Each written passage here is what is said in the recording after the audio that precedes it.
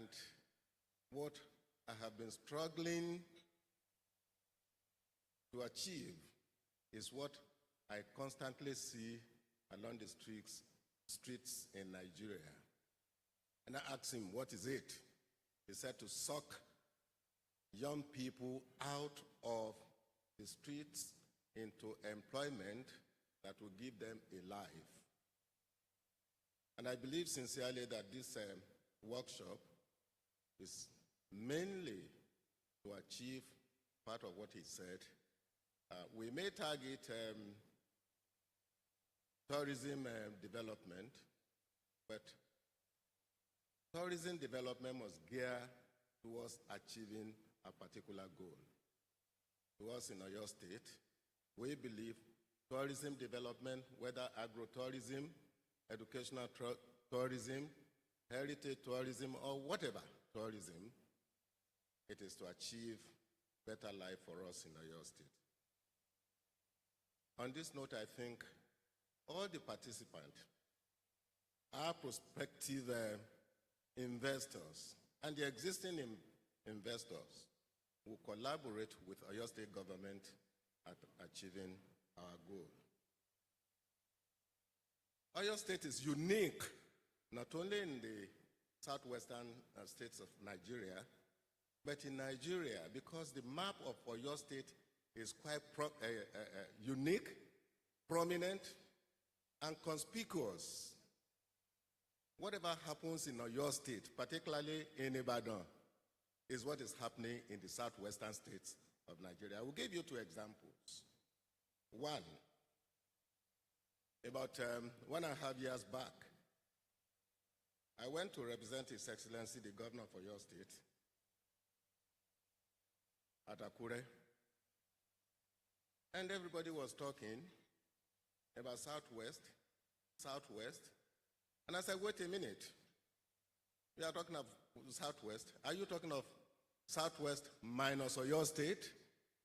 You dare not. And they started laughing, and I tried to convince them that if anybody is talking of Southwest minus Oyo State, that person is wasting his time. Because this is the hub, this is the nerve center of southwestern Nigeria. Leave it or take it. That's how we are.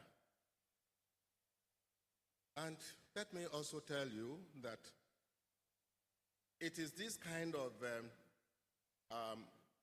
situation in which we are in Oyo State that has been engendering all kinds of interest to really show that, yes, we are part of Southwest in terms of culture, in terms of education.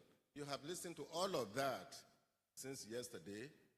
And those of us that have really been around for quite some time, we know that you cannot distract from all of these roles that we have been playing in Oyo State from ancient times.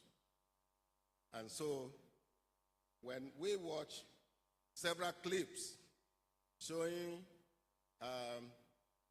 Manor House, showing Palace of Ogbomoso, showing Idere Hill, showing Suspended Lake at Ado-Awaye, and things like that, that's exactly who we are in Oyo State.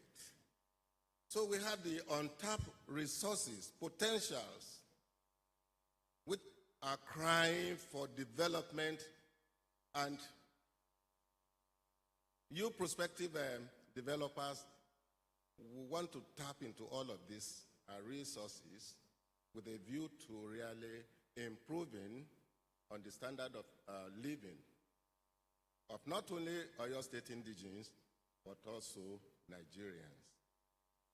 And because of the pivotal role that we are playing, it led some people into lunacy, hallucination, if you may call it, to really want to seize the seat of government just about a week ago by bashing into the Secretariat of Oyo State Government and attempting to hoist Oodua, whatever they call it, Oodua flag. It's only telling us a story about Oyo State, about Ibadan. If these people are really Yoruba indigenes, they should know that what they were trying to do was not who we are as a tribe. And that's why we say, Ajisebi Oyo, Lari, Oyo Kishebi Abeni Kokon. So on behalf of His Excellency, the Governor of Oyo State, let me thank all of you that have come to really participate in this two-day workshop or summit, Third International Tourism Summit. And as His Excellency said yesterday, that this summit is to signal to all of us in Oyo State that there are ways and means by which we can project the art of doing business. And the Honorable Commissioner for Works, Professor Shogodoyin, really explained to a large extent that the infrastructure facilities that we have in Oyo State will enable you prospective developers, investors, to tap into all of these potentials that we have in Oyo State. The interconnectivity of road network, not only zonal interconnections, but intra-city connections that we have, particularly in our cities like Ibadan, like Iseyin, like Ogbomoso, like Shaki, like Igbora, for instance, like Oyo. And these are where you would have all of these potentials. Debo Akande mentioned agri-tourism potentials. Fashola, Erua is there, and a few others that are waiting for you investors, prospective investors, to really tap into and make a holistic achievement of agri potentials. So this summit has given our administration an opportunity to answer a question that has been frequently asked. And this question is, why is it that Oyo State government is just focusing on tourism now in the 5th year of its administration? So, well, to speak to that, one of the major things needed for a thriving tourism industry is infrastructural development, which our administration embarked upon under Omitutun 1.0. So all of this were already encapsulated in the submissions of our lead speakers, and I do not want to repeat all of those submissions that have been made by these speakers: road network, educational heritage, cultural, and so on and so forth. So we have been enabled our prospective developers, investors, to really take advantage of the facilities that Oyo State government had laid down, so that if you want to build an industry, for instance, you do not need to really make your own roads. Oyo State government had done that for you, and it's coming at a huge cost to the state government purse. But since we are trying to open up the economy, we have no choice other than to really do what is needful to invite prospective investors. Yesterday, I'm glad, as His Excellency's deputy, to really observe that immediately after the summit, after the session, a good number of our prospective investors held a meeting with His Excellency, and the outcome of such meetings is trickling into my ears positively at that, because some have even taken up the challenges. They have got committed to some of the projects that we are calling for in Oyo State. So thank you very much for really taking advantage of what we are doing. The other thing is to really let you know that, as Kompul Owusheni informed us, we know, as a matter of fact, that provision of security, even it's in the Constitution of Federal Republic of Nigeria, that the primary duty of government is to provide security for lives and property. I think you have that, under the provision of the Constitution. And that's why we are not leaving the issue of security lightly. Kompul Owusheni had alluded to that. Today, unlike before, 24 hours, you can move around the city centers. Not only in Ibadan here, you go to Oyo, you go to Ogbomoso, you go to Iseyin, you go to Kishi, for instance, you can move 24 hours unmolested. And if there are attempts to molest, we have in place signals that will trigger such attempts, and criminals are easily apprehended. So it is our duty, we know, as a government, that we must provide security so that our lives and property will be secured. Distinguished ladies and gentlemen, this two-day workshop has opened the floodgate for us in Oyo State, that all of these potentials are not easily available elsewhere. And because Shangodoi mentioned one thing that is so pertinent, we have land mass, I think about 28,000 square kilometers. That's the size of the whole of southeastern part of the country put together. So, and it's advantageous to us in Oyo State, because in time past I know of a fact, as a student of history, that when they were, especially in the First Republic, landmass constituted an index for revenue sharing. It may not be so today, but we can transform landmass as an advantage for us in Oyo State. And so our prospective investors should not limit their horizon.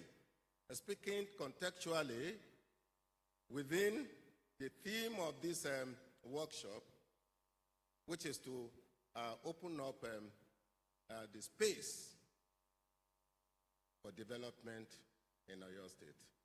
Do not restrict your vision. I think from here to the northernmost part of Oyo State is about 250 kilometers, which is Kishi. So your gaze should start from here up to Kishi, and the Kabiyesi Onidere of Idere is seated here. His domain has been substantially shown to us through clips clips that we watched, very serene, as Mrs. Anaba indicated while she was presenting her speech. It's an environment, speaking topographically, that's alluring, which will really attract you investors or prospective investors to look into such areas and see what you can do. You have all traveled far and wide across the world, and you know that a particular location should be good for a particular investment. The Adwa-Awaye suspended lake, they said even the one in Colorado is semi-natural, semi-artificial, but the one in Adwa-Awaye is natural. It's a suspended lake, and it's calling for investment. It's going to be a win-win situation for investors and citizens alike. And so we, as a government, will urge that investors should look into such areas so that there will be a partnership that is mutually beneficial to all parties concerned. I need, on behalf of His Excellency, to appreciate all of you people that have come for this workshop. It's not going to be a one-off workshop. We as an administration intend to really use this one as the basis upon which a solid foundation will be erected, such that progressively we will continue to build on what we have now. Oyo State has been put or described to be at the center of southwestern states of Nigeria. That is correct. Because Lagos State is about 110 kilometers from here. Osun is about 50 kilometers. Ondo Ekiti, maybe 100 kilometers. So if you put a compass and you draw a circle around, you see that Oyo State is at the center. So that's an advantage which investors must latch in and take advantage of in deciding whether to site industries or not. You know of the fact that the rail that is coming is just about 4 kilometers from this location, the rail hub. It takes off from Maniya there, it goes to Lagos. The dry port is at Maniya there. I'm railing this out because I need to, as an administration, assure our prospective investors that even in terms of transportation, you do not have more challenges. Maybe what we do not have, we have not started constructing a canal from the Atlantic Ocean to this place. In future, maybe we will do so. But what we have is enough to accommodate whatever investment, whatever market you are looking at, to really admit of your vision and dreams.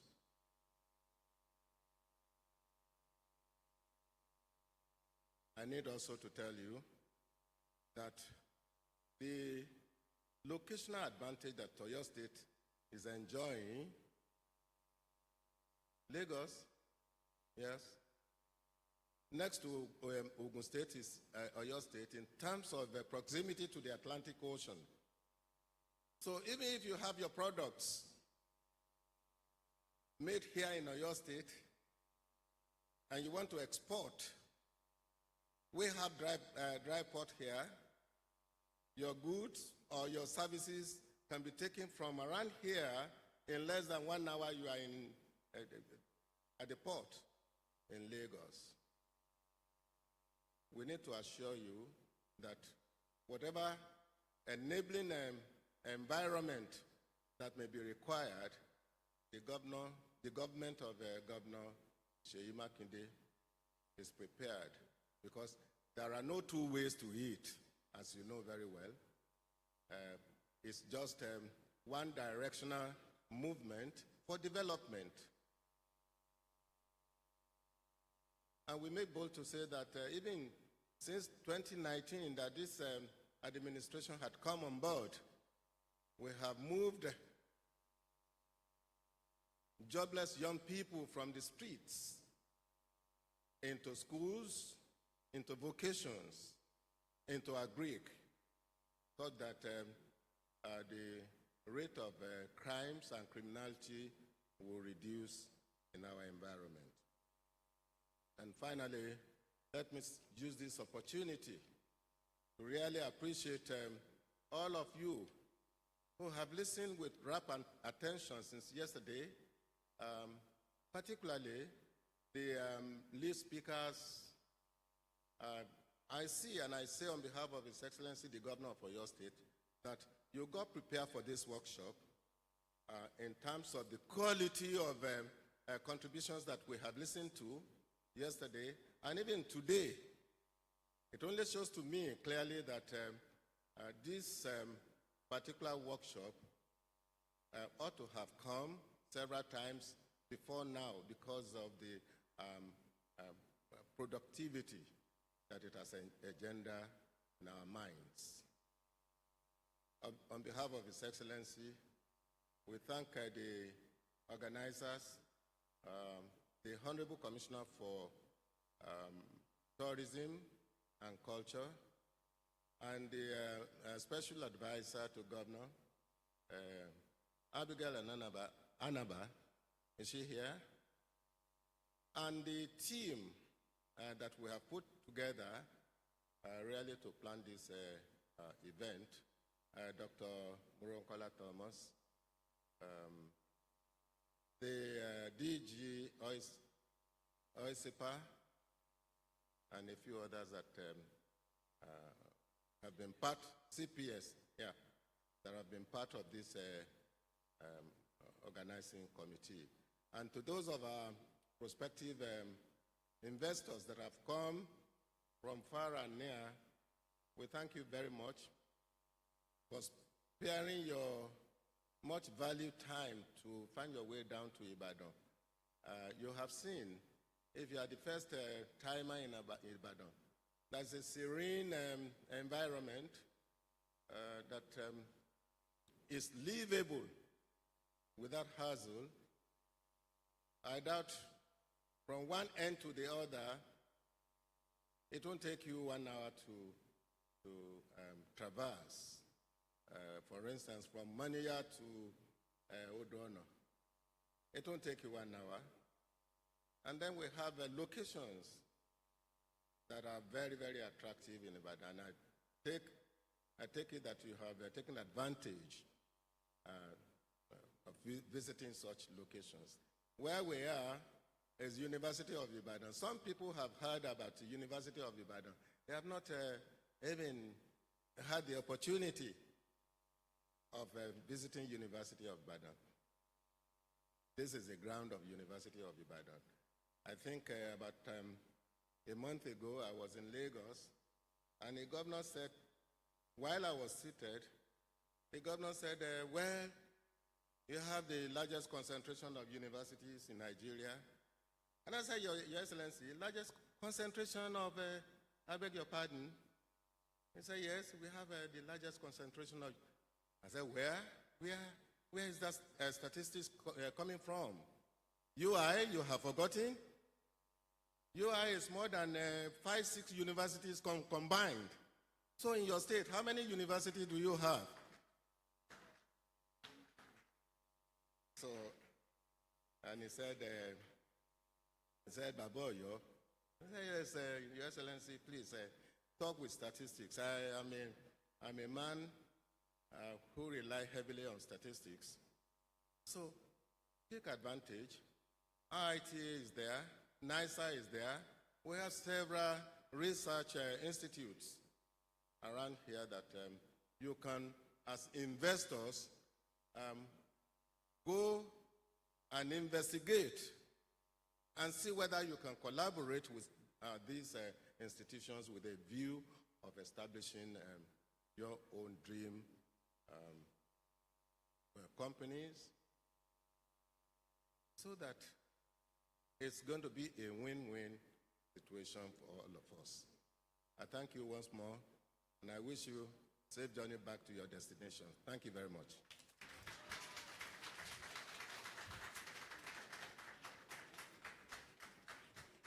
I think that is the Deputy Governor of Oyo State. We can give him a better ovation. Can we sustain the ovation, please? Please sustain the ovation as His Excellency is greeting the traditional rulers. Thank you so much. Thank you very much for that. His Excellency is departing the hall. Please, may we be seated. May we all be seated. Thank you very much for that honors. The next panel discussion for this summit is on growing Oyo State's creative economy. And this panel will focus on how content creators are contributing to Oyo State economic growth. Participants at this panel will discuss the role of the creative economy in selling the pace-setter state to the world. What have these creatives accomplished so far in Oyo State? This panel will also highlight what the government needs to do further encourage these private sector participants to do even more for the state. There are 3 panelists and a distinguished moderator. The moderator is no other than award-winning travel writer and a journalist. He is Pelu Awofeso. Please, let's make him welcome, and welcome very warmly the moderator of this panel.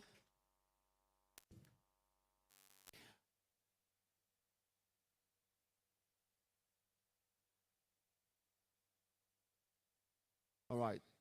Mr. Awofeso is just stepping up. Please, a round of applause again for Mr. Awofeso as he's going to his seat.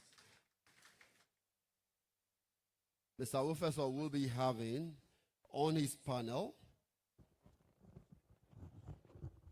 a filmmaker, an investor, and someone who is known to all of us right here is investor Capfilm Village. Please, let's make welcome very warmly an illustrious son of the soil, Adekunle Afolayan.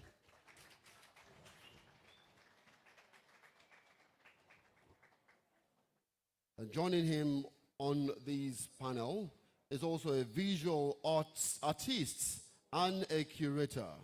Please, let's make welcome Olufemi Omofemi.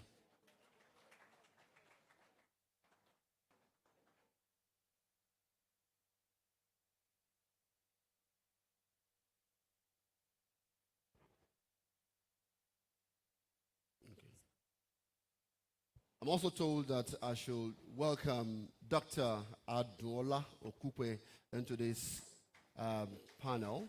She will be joining the panelists. Please, let's not be stingy with our clapping. Please, please. These people have been waiting since morning. Let's encourage her as she's moving to her seat.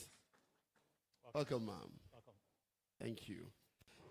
And an architect and cultural heritage consultant will also be joining this panel. And let me welcome Shola Akintunde to this panel. Please, shall we clap again? I beg of you. Thank you. Is it standing okay? So, without much ado, I'll hand over the microphone to the moderator, Pelu Awofeso. Over to you, sir. Thank you very much. Welcome. Hello? Hello.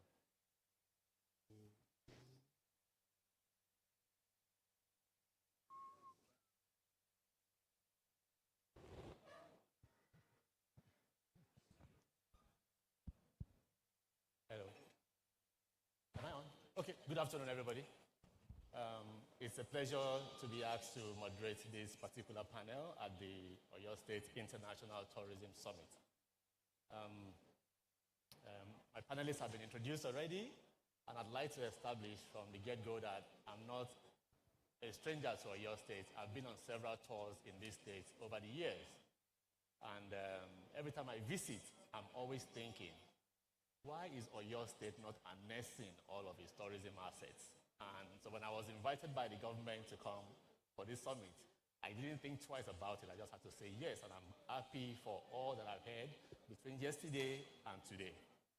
I also want to put on record that in 2010, at the Abuja Carnival, Oyo State actually won the first prize for the float arrangements.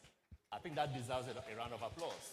That was 14 years ago, and this came to my mind as the Honorable Commissioner was talking about the new festival that you are working on, Omitutu, that's going to involve a float. That thing came to me that in 2010, the state won first prize at the Abuja Carnival. So, but before we go into our presentation, Mr. Kunle Afolayan actually has a presentation before we go into our panel. Forgive me. So I would like to welcome you to this stand to give your presentation. Thank you very much. Thank you. Yeah. Okay, Ekason.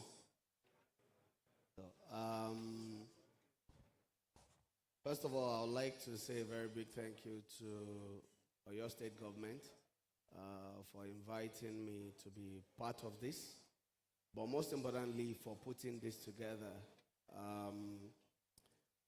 I'm partly from Oyo. My mother is from Komu in Itesiwaju local government of Oyo State. And that was one of the reasons why I decided to do something, what I'm about to present to you in Oyo State. Of course, my father is from Kwara, and a lot of people have always wondered, why not Kwara? I schooled in Kwara, I stayed there for some time, but I chose to do it in Oyo State, and you get to know why, or more reasons why I decided to do that. Can I have the presentation? So, we have a place called Cap Film Village and Resort. CAP means Kunle Afolayan Production Village and Film Village and Resort. In 2021, we wanted to do the film Anikulapo. And of course, a lot of times when we filmmakers want to do film, we come to your house begging to use your house. And if we want to do like village film, we'll go to some villages that have been modernized and all. But because our story is set in Oyo Empire, 17th century, it has to be Oyole. And if you go to even Oyole now, if you go to Igbeti or you go to Okeo or you go to all of those places, most of the houses there have been modernized. And we thought, okay, it's better for us to create everything from scratch. Then I told my crew members, some of them, my partner is also here, Mr. Shoyinka, and then Mr. Lawson, Theo Lawson, one of the best architects we have in the country, he just left, and I informed them, and we all took a trip to Komu. My first time in Komu was in 1984, and we had Christmas, and that memory of the hills and mountains from Igbojaye, Komu to Babode never left, me since then. The only places where I saw similar things, of course, I'm just seeing some of the other, like Idere and the suspended lake and all of that. But I wanted to build something that would become a destination. And then we went to the community, met with the king, and we told them, oh, Afeshe Film Nibi, can we get like 2 acres And we went back and forth, and they said, oh, okay, come and do it. Of course, because my mother is from Komu, a lot of people expected that I would do it in Komu. But for me, the entire axis and the entire East Esiwaju is the same. And we found the most suitable place in Ibojaye, and I decided to do it in Ibojaye and not even Komu. So this is Cap Village. When it was, I'm going to show a video right after, short video, so that you see the journey from when it was bare land to what it is today. So this is Cap Village, and in Cap Village currently, what do we have?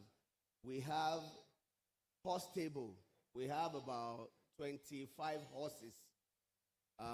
We have donkeys. We have camels, about 6 camels. We have ostriches. We have a lot of animals, cow, goats, all sorts. And then we have accommodation. We've built a hotel, 40 rooms accommodation. 32 thank you. 32 deluxe rooms and 8 lofts, like duplexes. So we living room, Nisale, and then the bedroom, Nioke. We built Oyo Palace. If you have seen Anikulapo, can I see your hand? Good. Thank you. So the Oyo Palace, we built as a permanent structure. We built like you're building a house with block and cement and iron. Then we did the finishing using, we can keep scrolling, please. We did the finishing using mud and all of that so that it looks like, our houses back then. We've also built, if you see Rise of the Spectre, which is the series, we built a new town. Rise of the Spectre has like 5 different towns and everything was built in that same spot. Right now we have about 50 acres of land, and that is where we built all of these structures. And it's going to keep expanding, because in the future, why are we buying horses? Apart from using them in the film, we want to set up a polo pitch in Ibojaye. That was the video. It was supposed to be a video. And that is a big, as a matter of fact, it's some of the northern friends, like Nura, the DG of tourism institution, is also a polo player, and he was the one who helped me to get the first new set of horses, like 9 horses. Look, it's a big investment because every month we spend like 2 million feeding these horses and the other animals. 2 million naira. Not to now talk of, the staff and all the other people that are there. And we have not opened this to commercial. So you can imagine how we've been managing in the last 3 years. It's a big investment, on us. And the only things we've done there really was to show this film. We opened it up once during Christmas, and we said people should come and do Christmas getaway. And every day now, when we post pictures, people want to come there. But we can't allow them come because we have challenges. One of the major challenges was addressed by His Excellency yesterday. And that is the fact that for 3 years, we've been running diesel generator to power that place. When we were shooting Rise of the Spectre, we shot for 2 months, and we had over 800 people on that set. Because people will have to come from Oshun, from Ondo, because we will invite all the, our Iliri, we have association. So we have Tampan, we have ANTP, we have different versions. And what we like to do is to bring everybody together so that nobody is saying, my father and the Ogunde and the rest of them, they started with ANTP. But after them, new versions, started. But and those are the things we try to do, by creating, Cap Village, which will be a hub, to everybody. Can we go further? Okay, so these are set next. Now, go back, please. Now, if you look at this picture, it looks like you can see Netflix on it.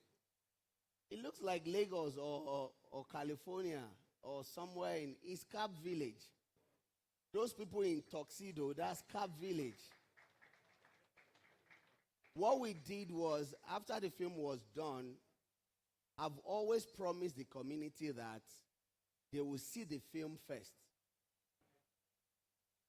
Even before it's finally released on Netflix or anywhere, I said that whenever we shoot, we will come and show to the community. And in the last 3 years, we've always done like open cinema, where outside we will put a screen, big screen, then we invite people from the three community, Komu, Igboja, Babode, and they will sit outside. We will do barbecue and drinks, and they will watch the films.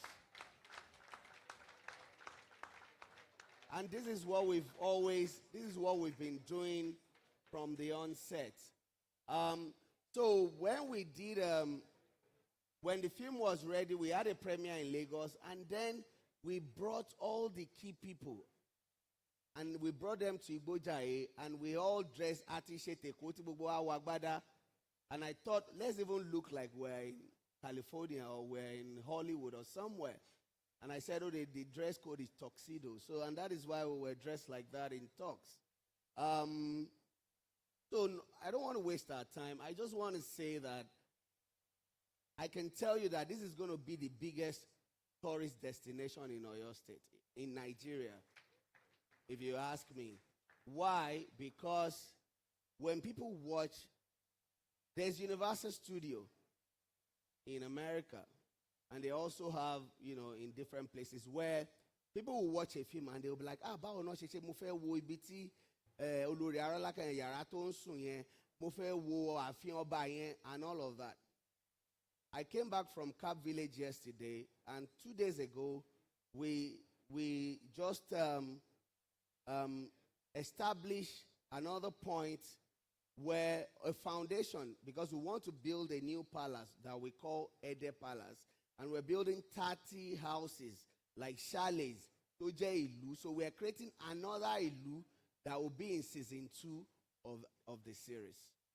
So the investment is going to continue like that. And Atushe, why did we build the hotel? It's so that when people come, and we're also building another wing of chalets where tourists can come. You don't have to come and shoot film. You can come, take a break. You can even come from Ibadan. Because, the Monia Road to Iseyin, from Monia is like 45 minutes. Iseyin to Igbojaye Babode is 1 hour. So if I leave my house in Lagos, it takes me 4 hours to get there. If I leave home 7 o'clock, I'm there by 12 o'clock. So it's really, I can go and come back the same day, and the portion of the road that is not too great is the one the governor has promised to help with. We also have water challenge, which I discussed with the governor yesterday. We've done about 12 boreholes. Only one is working. So we've had to go to different houses, stream water, treat it. So for 3 years, that is what we've gone through. So we need industrial borehole. We just paid 4 million for another one that didn't work. So we need, the state government to help to see to this. I mentioned it to the governor, and he said he's going to help. And the governor said he's going to help. And I'm going to rely on our honorable commissioner also, because this is our thing, and we have to make it work. On a last note, I just want to, can we scroll through? Let me just see. I just want to quickly run through more of the benefits to the state.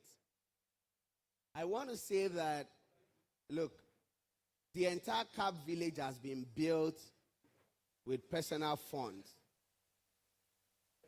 I built all of those things using my money.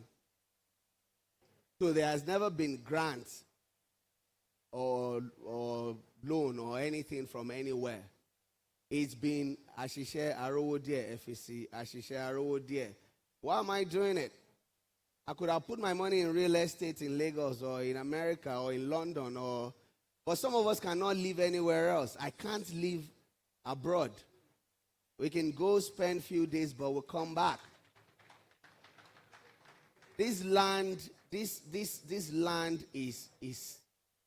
blessed and is precious. And if we go back history, look at what àwọn bàbá wa ibo ni gbogbo wọn ti bẹ̀rẹ̀ is Oyo State.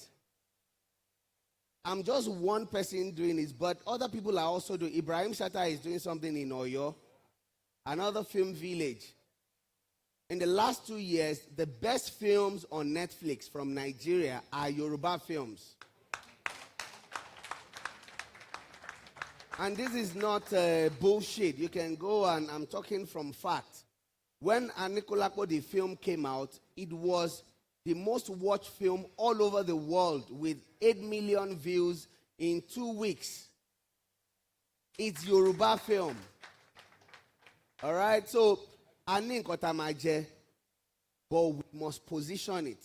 It's a narrative. Oyinbo, one position, they will sell it to us. They will feed our mind. And we need to do the same. And one of the best ways to do this is to use motion picture. Because forever these things are documented. Those films will be there forever. We will die, our children will come, they will watch, generations will come and they will watch. But I think the state will benefit more from it than me, because but the thing will still be there. And it's going to be running. And you can imagine that community, what they've been getting since we started. So every time we are filming, I want to tell 800, 1,000 people in this small community.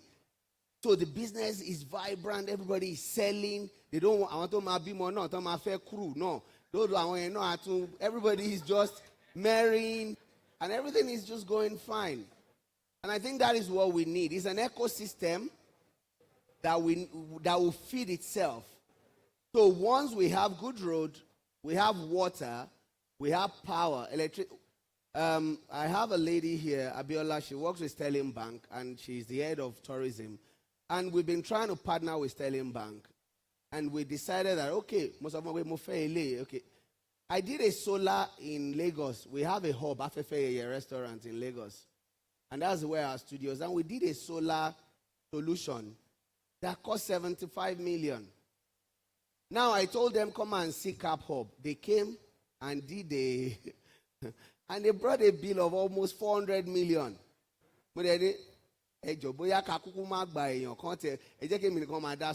Because we can't afford it. And we can't afford, we have 200 kVA generator, we have 100 kVA generator. We can't survive.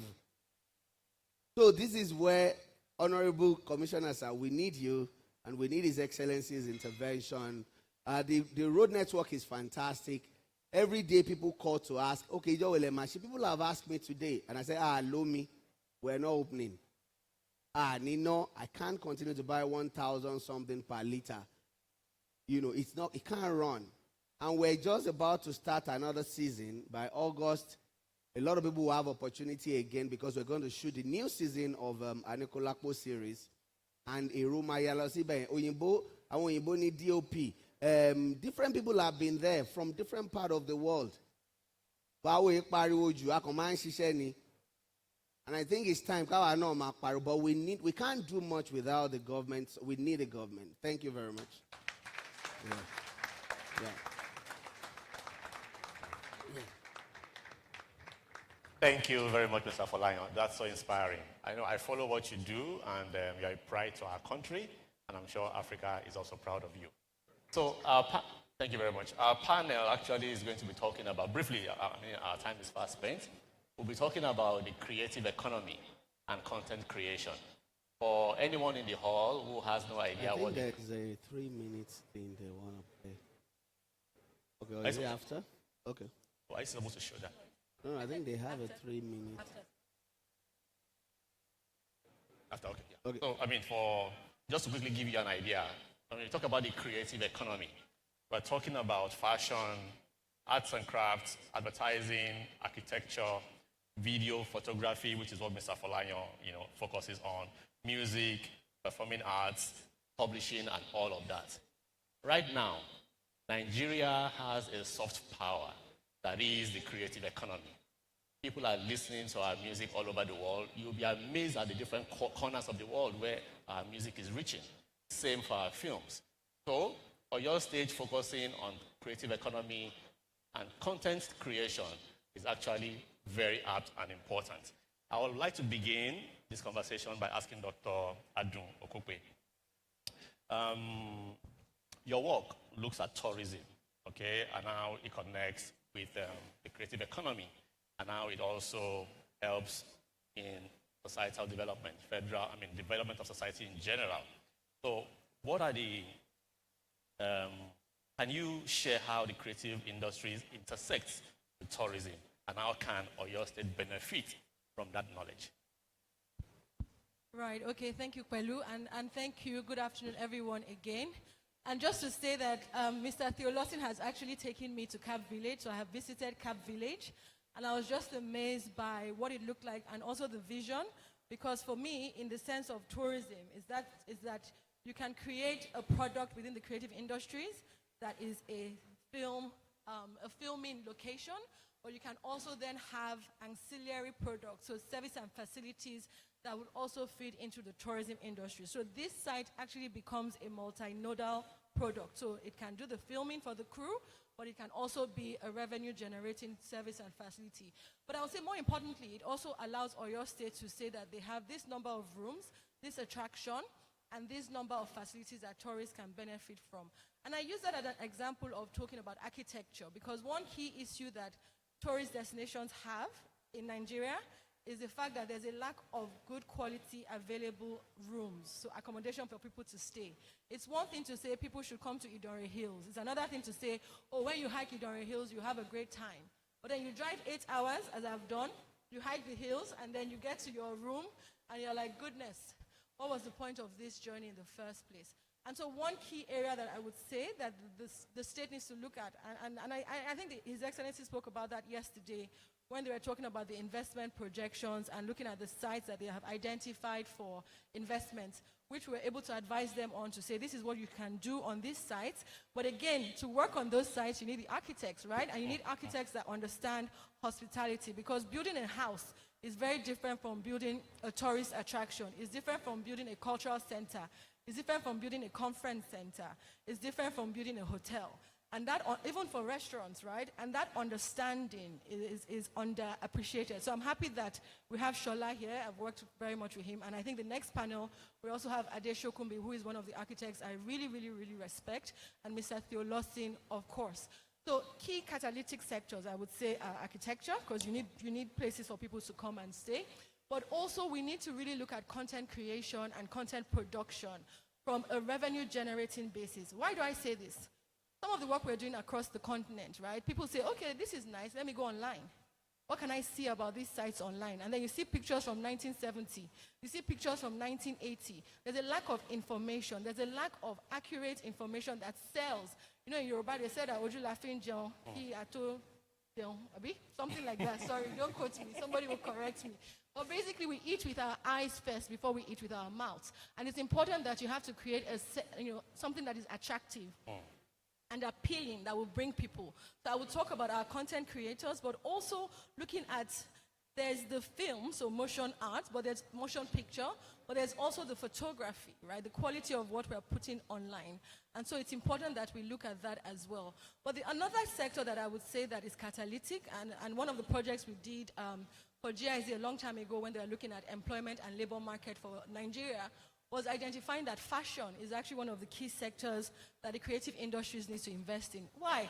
You look around here, I love that, most people here are wearing, and just in the audience today and yesterday, our cultural attire, right? And representing and interpreting those in unique ways. And you see the revenue that is generated within the fashion sector globally. And so the opportunities are there to say, how do we also represent ourselves and our culture, and how do we create value chain opportunities that can link with tourism. Tourism is not just come and hike. There are so many different experiences. And my final point, just to connect to the movie, is that how did the denim, how did everyone start wearing denim around the world? Right? There was a real move by Hollywood and by the denim creators, right, manufacturers, to put actors in denim, and it became a global product. So let's also understand that awareness and really see things from like a multi-sectoral point of view, and we can really generate strong returns for tourism and other sectors. Fantastic. Thank you very much. Thank you. You are free to clap, please. Thank you. So what Mr. Afolayan has shown us in a couple of minutes, it's architecture through and through. Mr. Shola Akintunde, you are the architecture on this panel. I know your antecedents. I know what you did in Lagos, especially with the, what's the name of that building now? The train building. Sorry? Jekyll House. The Jekyll House. For many years, that place, even Mr. Afolayan shot one or two flicks in that space. While you were there, it became like a place for people to go. We're all happy and proud to visit. Now, early today, one of the speakers actually signposted some of the architectural heritage of Oyo State. As an architect, what do you think Oyo State should do more to tap into all of that assets? There's a culture, there is a history, but there's also the architecture. Again, thank you very much, Honorable Commissioner, and the state government as a whole for even investing in this conversation, because it is the first step to getting anything properly done. Without going too far into imaginary things, I love that we have a good example, a good case study to base our discussion on. And I'm happy that he as well has engaged with spaces in other parts of the country before deciding, you know what, I need to set up something for myself.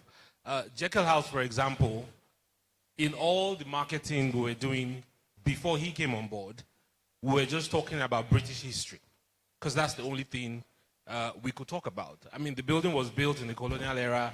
It was the house of the general manager of the Nigerian Railway Corporation. It was built 1896. Now it's a 120-something-year-old house in concrete and wood, and it's still standing, and we had to be talking about British history, but from the moment he shot October 1 there, he basically gave life to the building.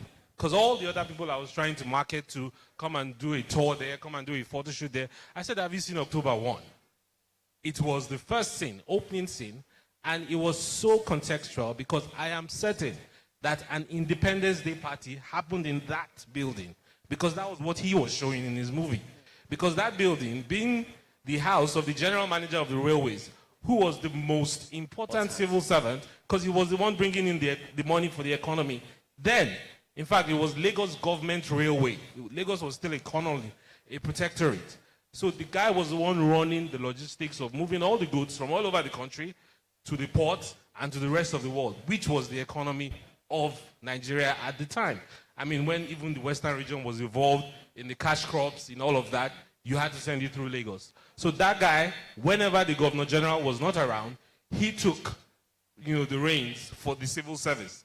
So I'm sure the Independence Party happened there. And from then on, I could be talking about independence and the Nigerian side of things. And of course, in the movie, he showed from a village perspective, a prince coming back, having gotten a scholarship like all the princes did at the time. So the stories that emanated from his content gave life to the space. And I think that is really the example here. You go into a space and it is dead and it is alive. The house is there 24 hours a day. People maybe come in the morning, leave in the afternoon, leave at night, but you need to find something that sustains the place.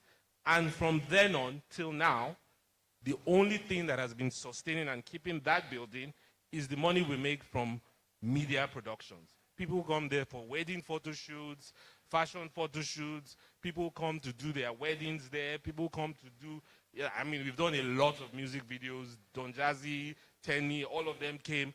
And, only we that are in the back end recognize these things. And we're so excited because it just gives life to the space. So I think that's one of the things. I've been to Maple Hall from, about the same time I used to work on Jekyll House. We used to do tours, train trips, even before the new line. We used to do Lagos to Ibadan. We'll go to Dominican Chapel, go to Maple Hall, go to Bowers Tower, another incredible architectural masterpiece. And we were just sad that we were the only ones doing that at the time. Because you go there, the tour guide is probably sleeping somewhere. You have to wake him up because nobody comes.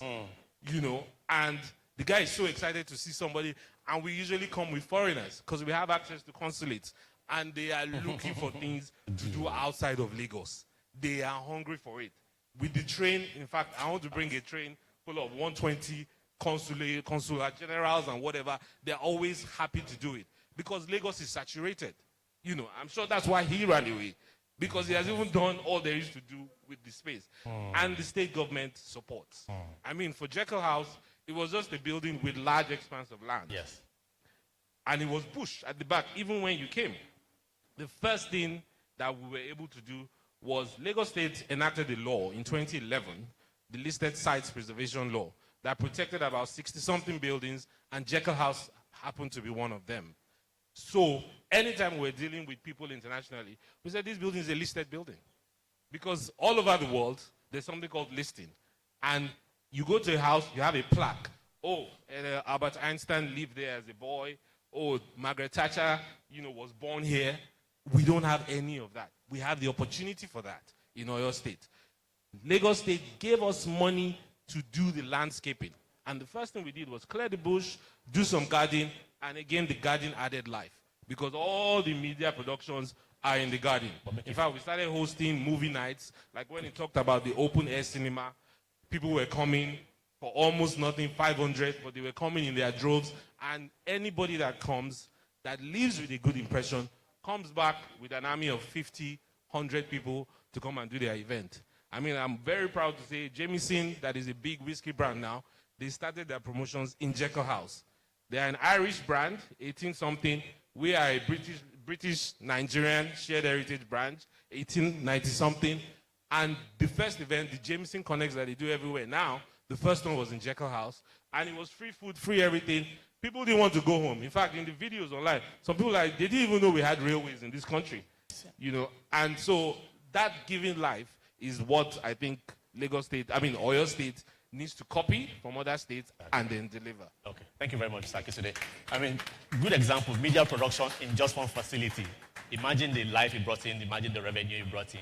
I could just imagine Mapo Hall having the same effect on people. That place is so beautiful. So I'm coming to you, Mr. Folayan. You've told us a lot about the Cap Village. But, I'm going to ask you a question, but before you answer, we're going to watch a 3-minute clip, and then you'll answer the question.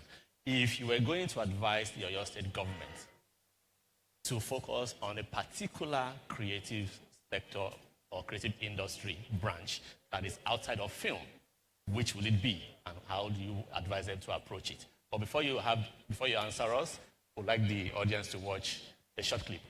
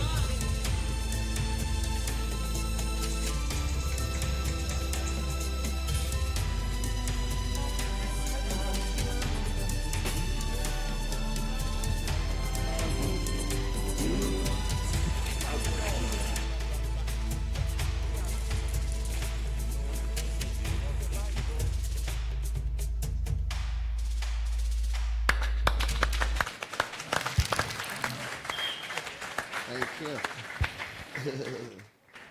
Congratulations, Mr. Falayan. You are doing world-class stuff from a local place. Yeah. Well done. Okay, so to respond to your question, I think I said something earlier, and I said it's an ecosystem. Yeah. Ecosystem meaning you can't separate art and culture from tourism. It is impossible, right? Because why would I want to go to Universal Studio in France or in Orlando or in because one, there's something about content, the film, but also there's something about the culture, and you have to, like when we make film, there are other aspects of film like architecture. I'm very interested in architecture, and this is one of the reasons why I ended up paying a lot of attention to details when it comes to.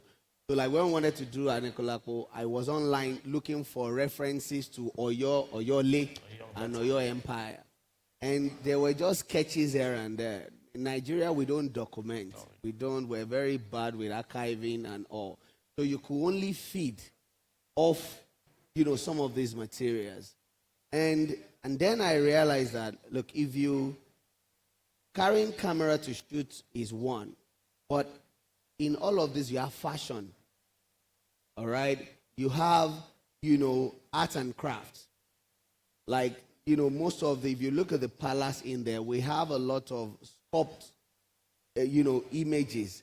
So if we're building, we'll engage architects, we'll engage sculptors, we'll engage, I want to say Ilu, we'll engage, weavers.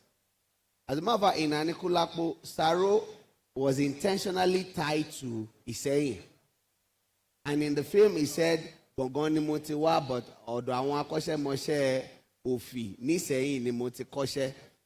And then the Association of Ofi people came and gave me an award that after we did Anikulapo, people became aware, that Ashofi is from Isei and all of that. So I think I think government should just focus on the ecosystem to say this will feed that and this will feed, the other. And that is why Camp Village is not is a one-stop shop for everything creative. For example, the accommodation is going to have shops where Amamata Ilu, Amamata Ileke, there are hills, historical hills there. Like the people of Igbojai, there is this Mr. Shoyinka, that we went where they said when the Dahomey War came, they all actually flee. They all went to the hill.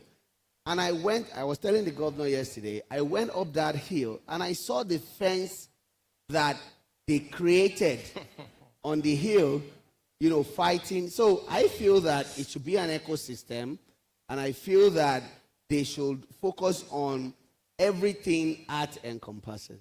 Fantastic. Thank you very much. We're wrapping up now. We have just about 2 minutes. Dr. Okukwe, while Mr. Akintunde was saying something, you were itching to also respond. But as you respond, this is your final question. What specific creative sector area do you advise or your state focus on going forward?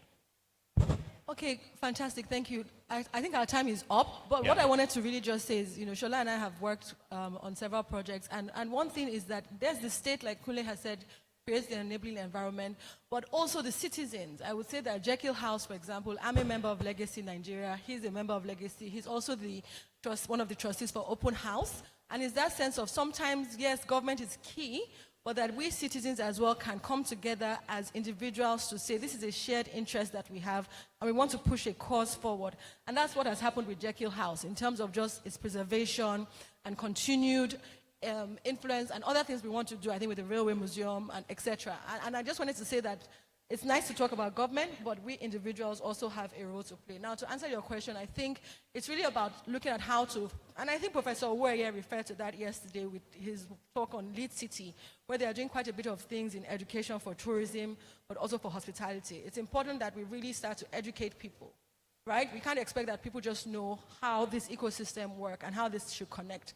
And one quick example I want to give in 10 seconds is that I went for a wedding a long time ago in Spain, and when we were all leaving, right, the air host, the check-in person, the person at the check-in desk said to us, "Thank you so much for coming to contribute to Spain's economy."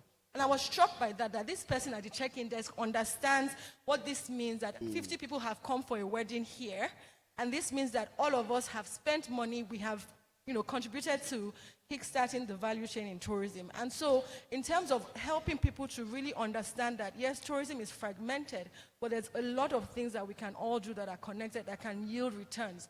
And so connecting to the education, I would say that awareness in the public sector, private sector, third sector is needed. And once you have that as a baseline, and it's nice that we're doing this in University of Ibadan, right? How do we start to really create this understanding of tourism? You go to Tanzania, Kenya, everybody understands the importance of tourism to their economy. You don't have to start teaching them that this is why you should be hospitable. They just understand it.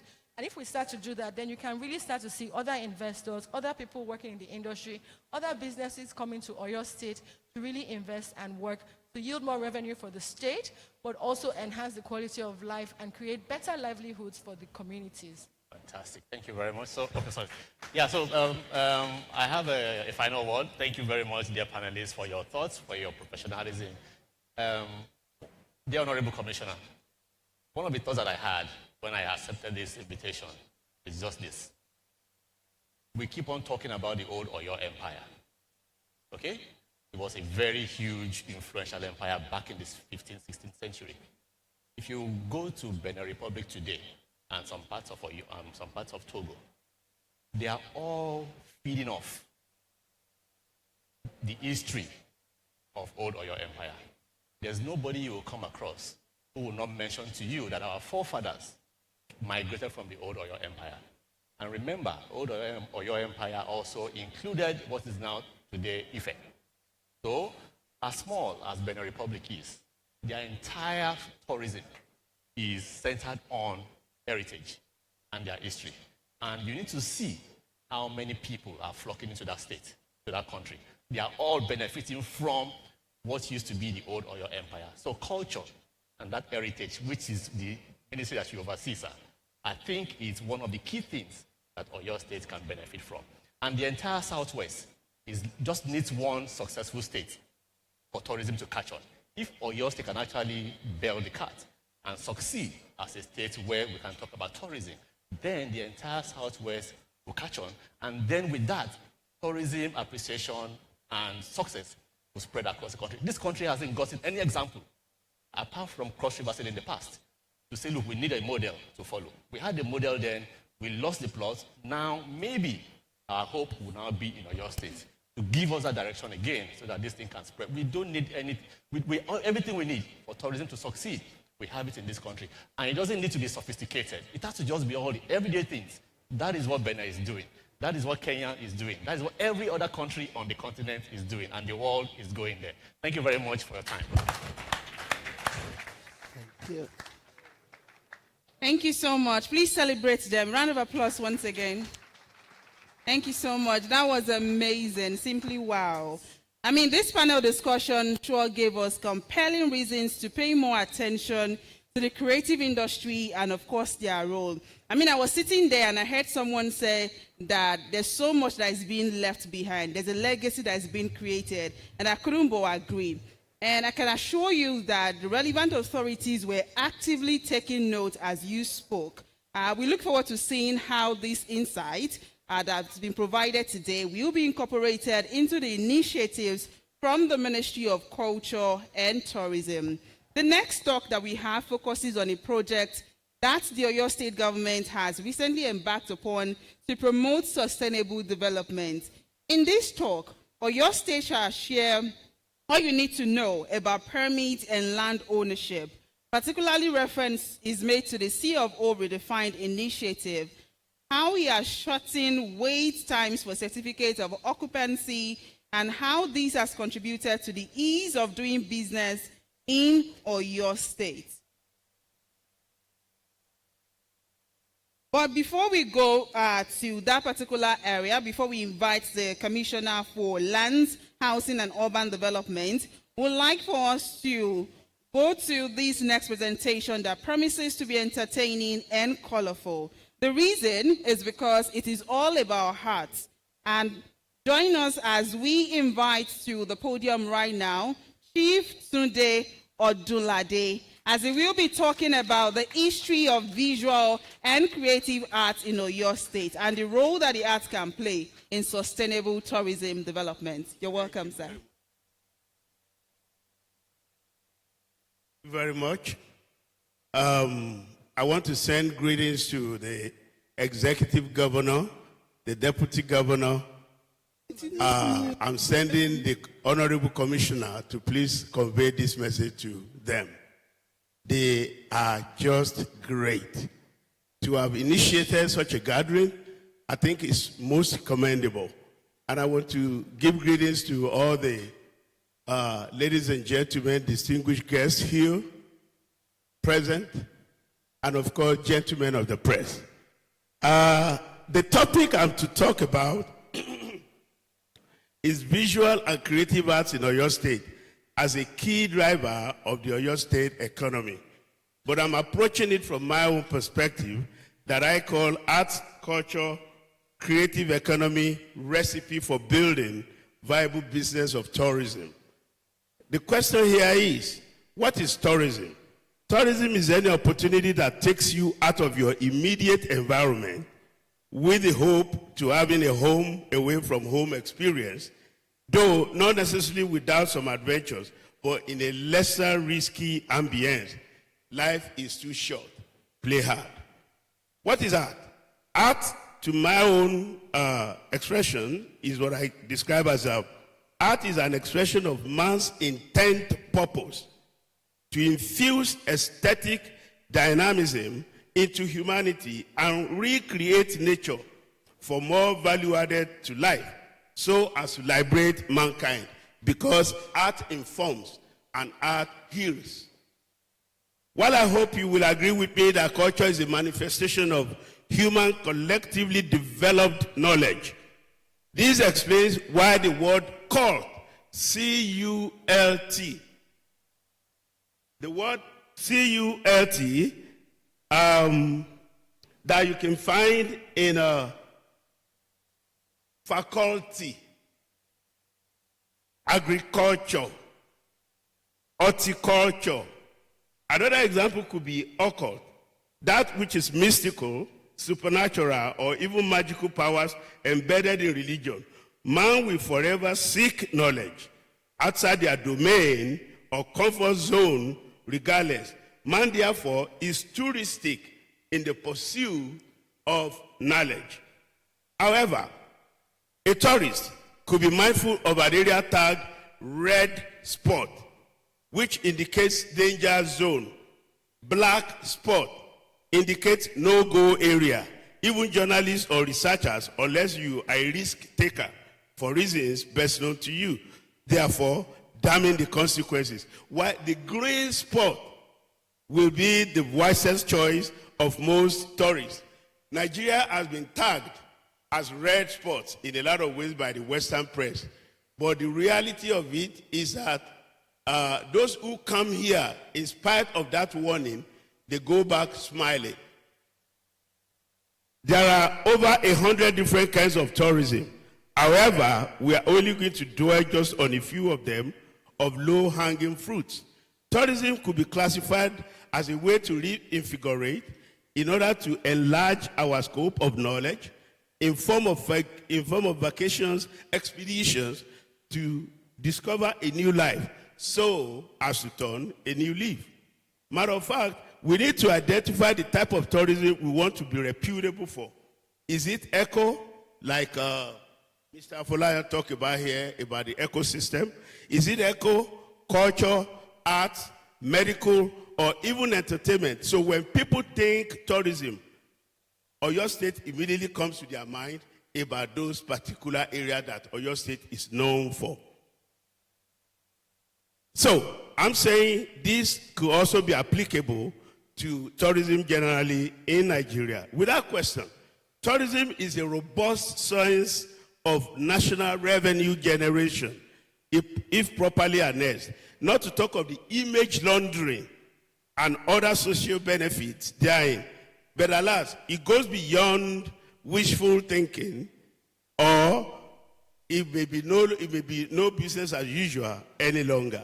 For example, the Ado-Awaye suspended lake, the only one of its type in the world, is natural. But if you don't develop it, have good hotels, have good restaurants, and so on and so forth, people will come for the first time and they may never come back again. That saying, guest recovery, that is, when you have a guest come, but they come, they didn't find it palatable, they won't come back again. So, I've been to the one in Colorado that is man-made, but you will enjoy yourself thoroughly, even though it's man-made. So, let us develop our tourist places here. Don't forget, we live in a global village. Question here, how well have we developed our tourism sites before we begin to think Uhuru, Eleyele Lake, Lakefront, has won a new look? I want to bring it to everybody's attention. You should visit Eleyele Lake while you are still in Ibadan. And with just a little more effort, Eleyele Lake can become another great site to visit. I'm going to just talk briefly about the benefit therein for the people, for the government, in tourism.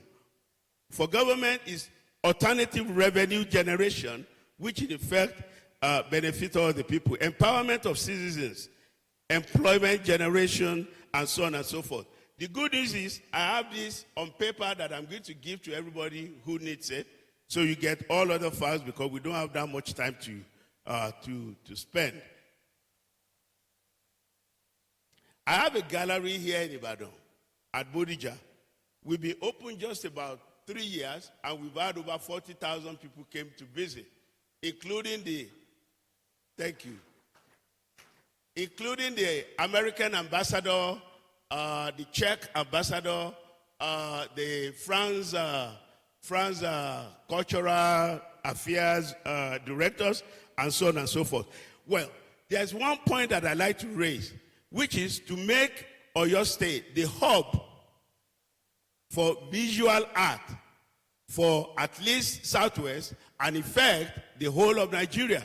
If you will recall, back in the early 60s, Umbari Club began here in Ibadan when the likes of Baba Wole Soyinka, Chino Achebe, all of them gathered together and formed Umbari.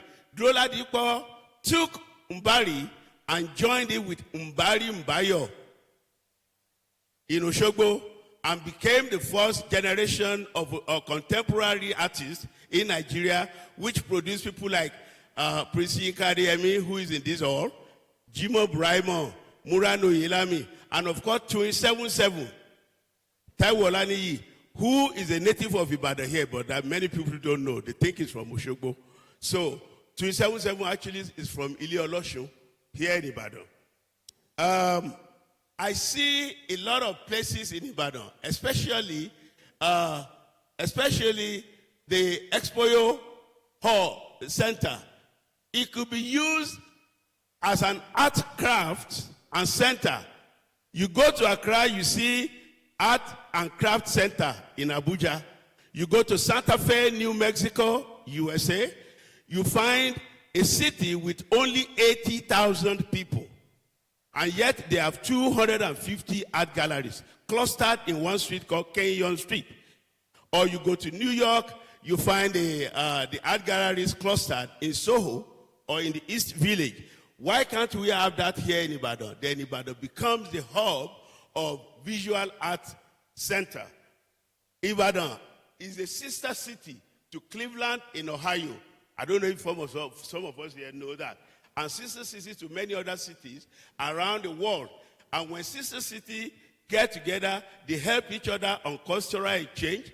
They help each other on economic development. So it means we could be hobnobbing with Cleveland, Ohio, because it's our sister city. So let's explore that.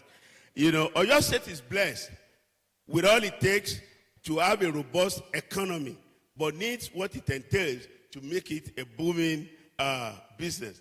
Ladies and gentlemen, I prepared a 20-minute speech, but the organizer came to me and said, hey, you only have 10 minutes.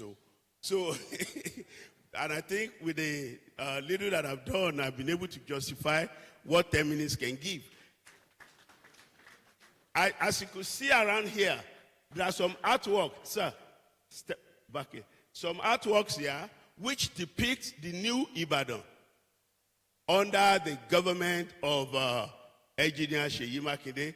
And Comfort Olalemi is the artist behind that we commissioned to do this, so we can at least have samples of what Governor Seyi Makinde has done. Comfort, come outside. Come outside now. So this is the lady artist who did all these works here. You know, all those works. So, ladies and gentlemen, we have a lot to offer. There is a lot in Oyo State that can draw people from all over the world to Oyo State. But it doesn't come just a la carte. We have to work and ensure that we bring it to the standard that the world can say yes. And art can be used for a lot of things. Like for instance, in 2001, when Nigeria was owing debt to our neck, President Olusegun Obasanjo called me to say, how can you use art to seek debt forgiveness?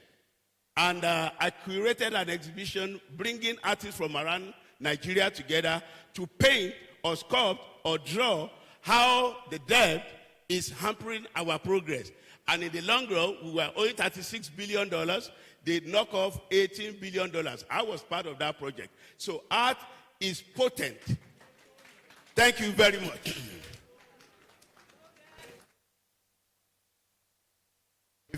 If you appreciate Odunlade, please, a round of applause for him and make it better. Please, jam your hands together for it.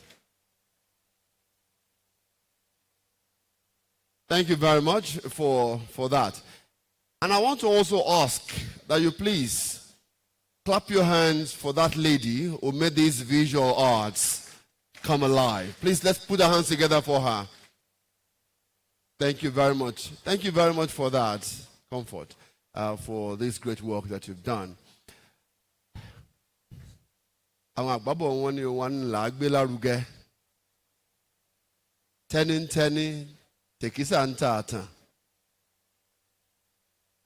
what we have, we want to promote it. And that's why we have called you on here to come see your state and invest in the state. So, some people have been asking me if they will have the opportunity to interact with the speakers or ask questions. We acknowledge the question from a retired teacher, an NGO coordinator, Malam Tijani, who had sent in a question here. So if you also have your question, you can send it to me through the ushers in green. You can see the wonderful ladies in green. You can send it through them. Now, we know that this program is running to its end. We have two more before we leave here. I'm sure you will not want to argue that a polished and dynamic presentation from Odunlade is what you just listened to, showcasing what we have. So thank you, sir, for all you do for your state, and we appreciate you for beaming your searchlight on visual arts, and we look forward to exciting plans for further tourism in our state. It's now time for our second fireside chat of this summit. The participants will be answering different questions that will help us all to learn how to boost our tourism message. This fireside chat gives stakeholders the opportunity to hear how Oyo State and tourism practitioners can rebrand the state from an underrated brown roofs state to the tourism alternative to other big name cities around the world. I'm sure you remember J.P. Clark's poem. Emphasis will be laid on strategic communication and promotion. There will be a special focus on how owners of tourism sites and assets can key into the state story and use it to market their destinations to the world. Our second side chart has 3 participants and an interviewer. And the lead interviewer is no other than Mrs. Abigail Anaba. Please, a round of applause for Mrs. Abigail Anaba as she's stepping forward right here. Please, a round of applause for her. Yes, a huge round of applause for her. She will be inviting or be joined here by the special advisor to the governor, Seyi Makinde, on media. He's also the chief press secretary to the governor. Let's welcome Mr. Sulaiman Olanrewaju as she's stepping forward to be part of this chat. The country manager and chief creative officer, Ogilvy Africa, Nigeria, is also going to join this fireside chat. Please make welcome Henry Akpede. A round of applause for him, please. Mr. Henry, welcome. Thank you. Yeah, please. And the Associate General Manager, Head Corporate Communications and Strategy, Origin Tech Group. Please, we welcome warmly Mr. Adebayo Awoniyi Adeosun. Please welcome, and thank you for joining us, sir. It's culturally compliant. Welcome, sir. And I also want to welcome a filmmaker and producer Folari Laoshun. I'm told that he's here. Mr. Folari, are you here? Yes, round of applause for Mr. Folari as he's stepping forward. All right, then I hand over the microphone to the interviewer, Abigail Anaba. Welcome.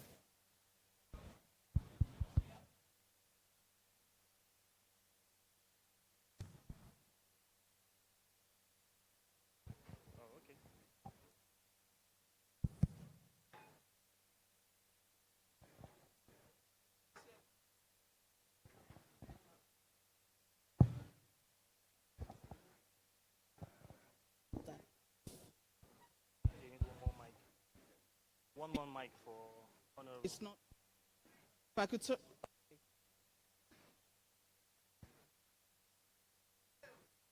Welcome you all to the fireside chat. My very first question is going to go to my very good friend, the special advisor to His Excellency on Media. We all know about that poem by J.P. Clark, where he says, Ibadan is the city of brown roofs. Do you think that this poem aligns with Oyo State's tourism message? First of all, what is the tourism message, and does the poem about brown roofs align with Oyo State's story? Thank you. While what J.P. Clark said would be right about 50 years ago when the poem was written, that is no longer the case. Ibadan is not just about brown roofs. Ibadan is actually about pace setting. When we talk about the first skyscraper in Nigeria, where do you find it? Ibadan. The first television station in Africa, where do you find it? Ibadan. The first university in Nigeria, where do you find it? Ibadan. So, to stick the moniker of Ibadan having brown roofs to this city will be an injustice to the city. Ibadan is a city of firsts. Ibadan is a city of unique experience. So, talking about the tourism message of this administration, it's not about the brown roofs. It's not even about Ibadan having the first skyscraper or the first university. is about our rich heritage. Where else are you going to find Alapan in the world? Where are you going to find Iponriku? Where are you going to find Oyo Empire? They are not existing anywhere else. They exist only in Oyo State. So we are talking about our rich cultural heritage. That is the message. Because what do tourists want? Unique experience. And they can only find such in unique places. We also talk about great sceneries. Earlier we saw Idere Hills. We saw Ado Awaye. We saw the beauty of Ibarapa areas. We saw the beauty of the city of Ibadan as it is now. That is what we talk about. Unique experiences. And of course, we'll talk about great culture. So whatever you want in tourism, you find in Oyo State. If you are looking for a wow experience, this is the place to come. If you are looking for a place where modernity and tradition meet, that is Oyo State. So don't go anywhere else. If you are looking for, you call it tourism dupes? Destination dupes. Destination dupes. Don't go anywhere. Come to Oyo State. Thank you very much. Thank you for keeping that short and simple. And this is what I would ask of everyone else. Please keep it short and straight to the point so that we all can enjoy the experience of being part of this chat. So I'm going to ask my next question, and it's going to Mr. Henry Akpede. I'm sure he's laughing because I said keep it short and simple.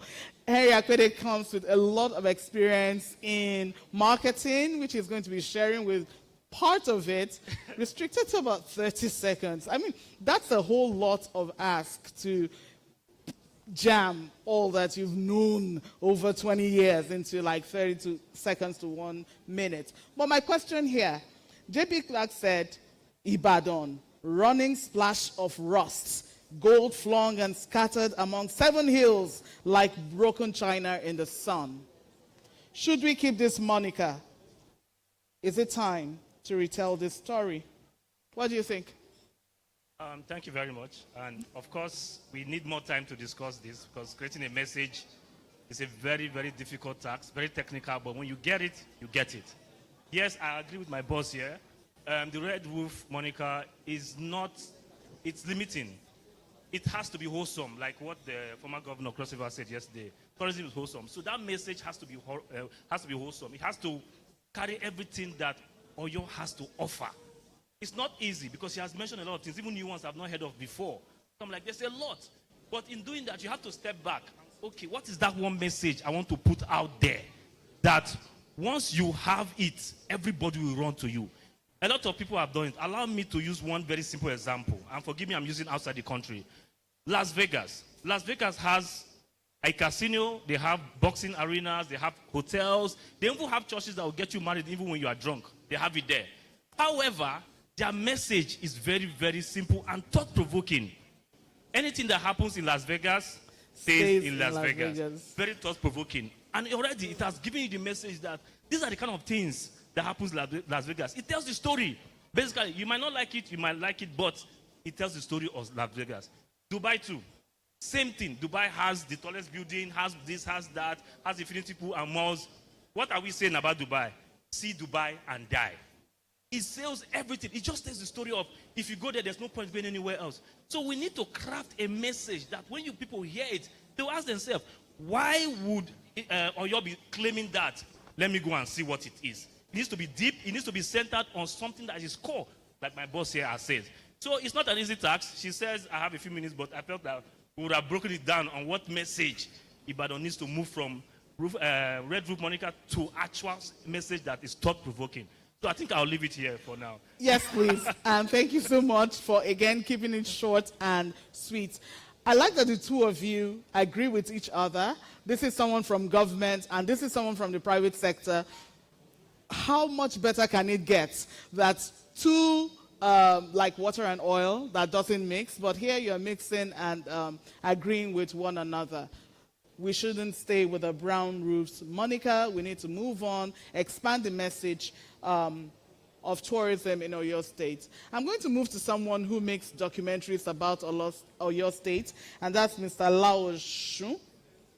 And I know you make documentaries about Oyo State and you make films.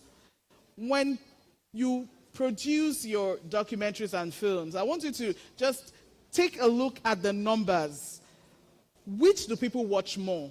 Do they watch more of the when you capture the brown roofs and all of that, or are they more attracted to more modern things that you do with your documentary? Please, could you speak to that very shortly? Good afternoon, everyone. So firstly, as a filmmaker, your story determines where your locations are. Yeah. So it is what you want people to see that they will see. For an example, when we were doing Nembe, we were supposed to film in Lagos. And I told my crew that I would like to do this in my city. And they were like, I'm like, don't worry, it's my town. I know how to get things done.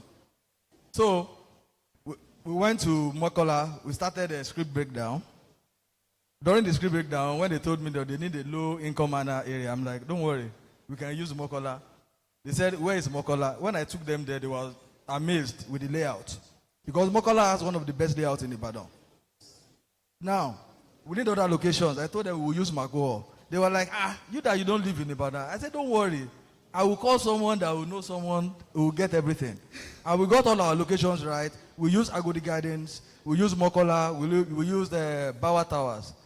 So for me, your story determines your locations. And your story, again, the people that want to watch your film, it's your story that will drive them. You can't tell what people want to see. Just tell a good story, then people will get along. Thank you so much. And I like the fact that you talked about your film, Nimbe, and how it was a collection or a conglomeration, if I'm to use that word, of different scenes. You went old, you came to Agodi Gardens, and you mixed everything together, which actually agrees with what Mr. Akpede had said earlier, that we shouldn't just stay with one thing, we need to mix it up. Just as my friend here, Mr. Olariwaju, also said. Now let's talk to Mr. Awoniyi.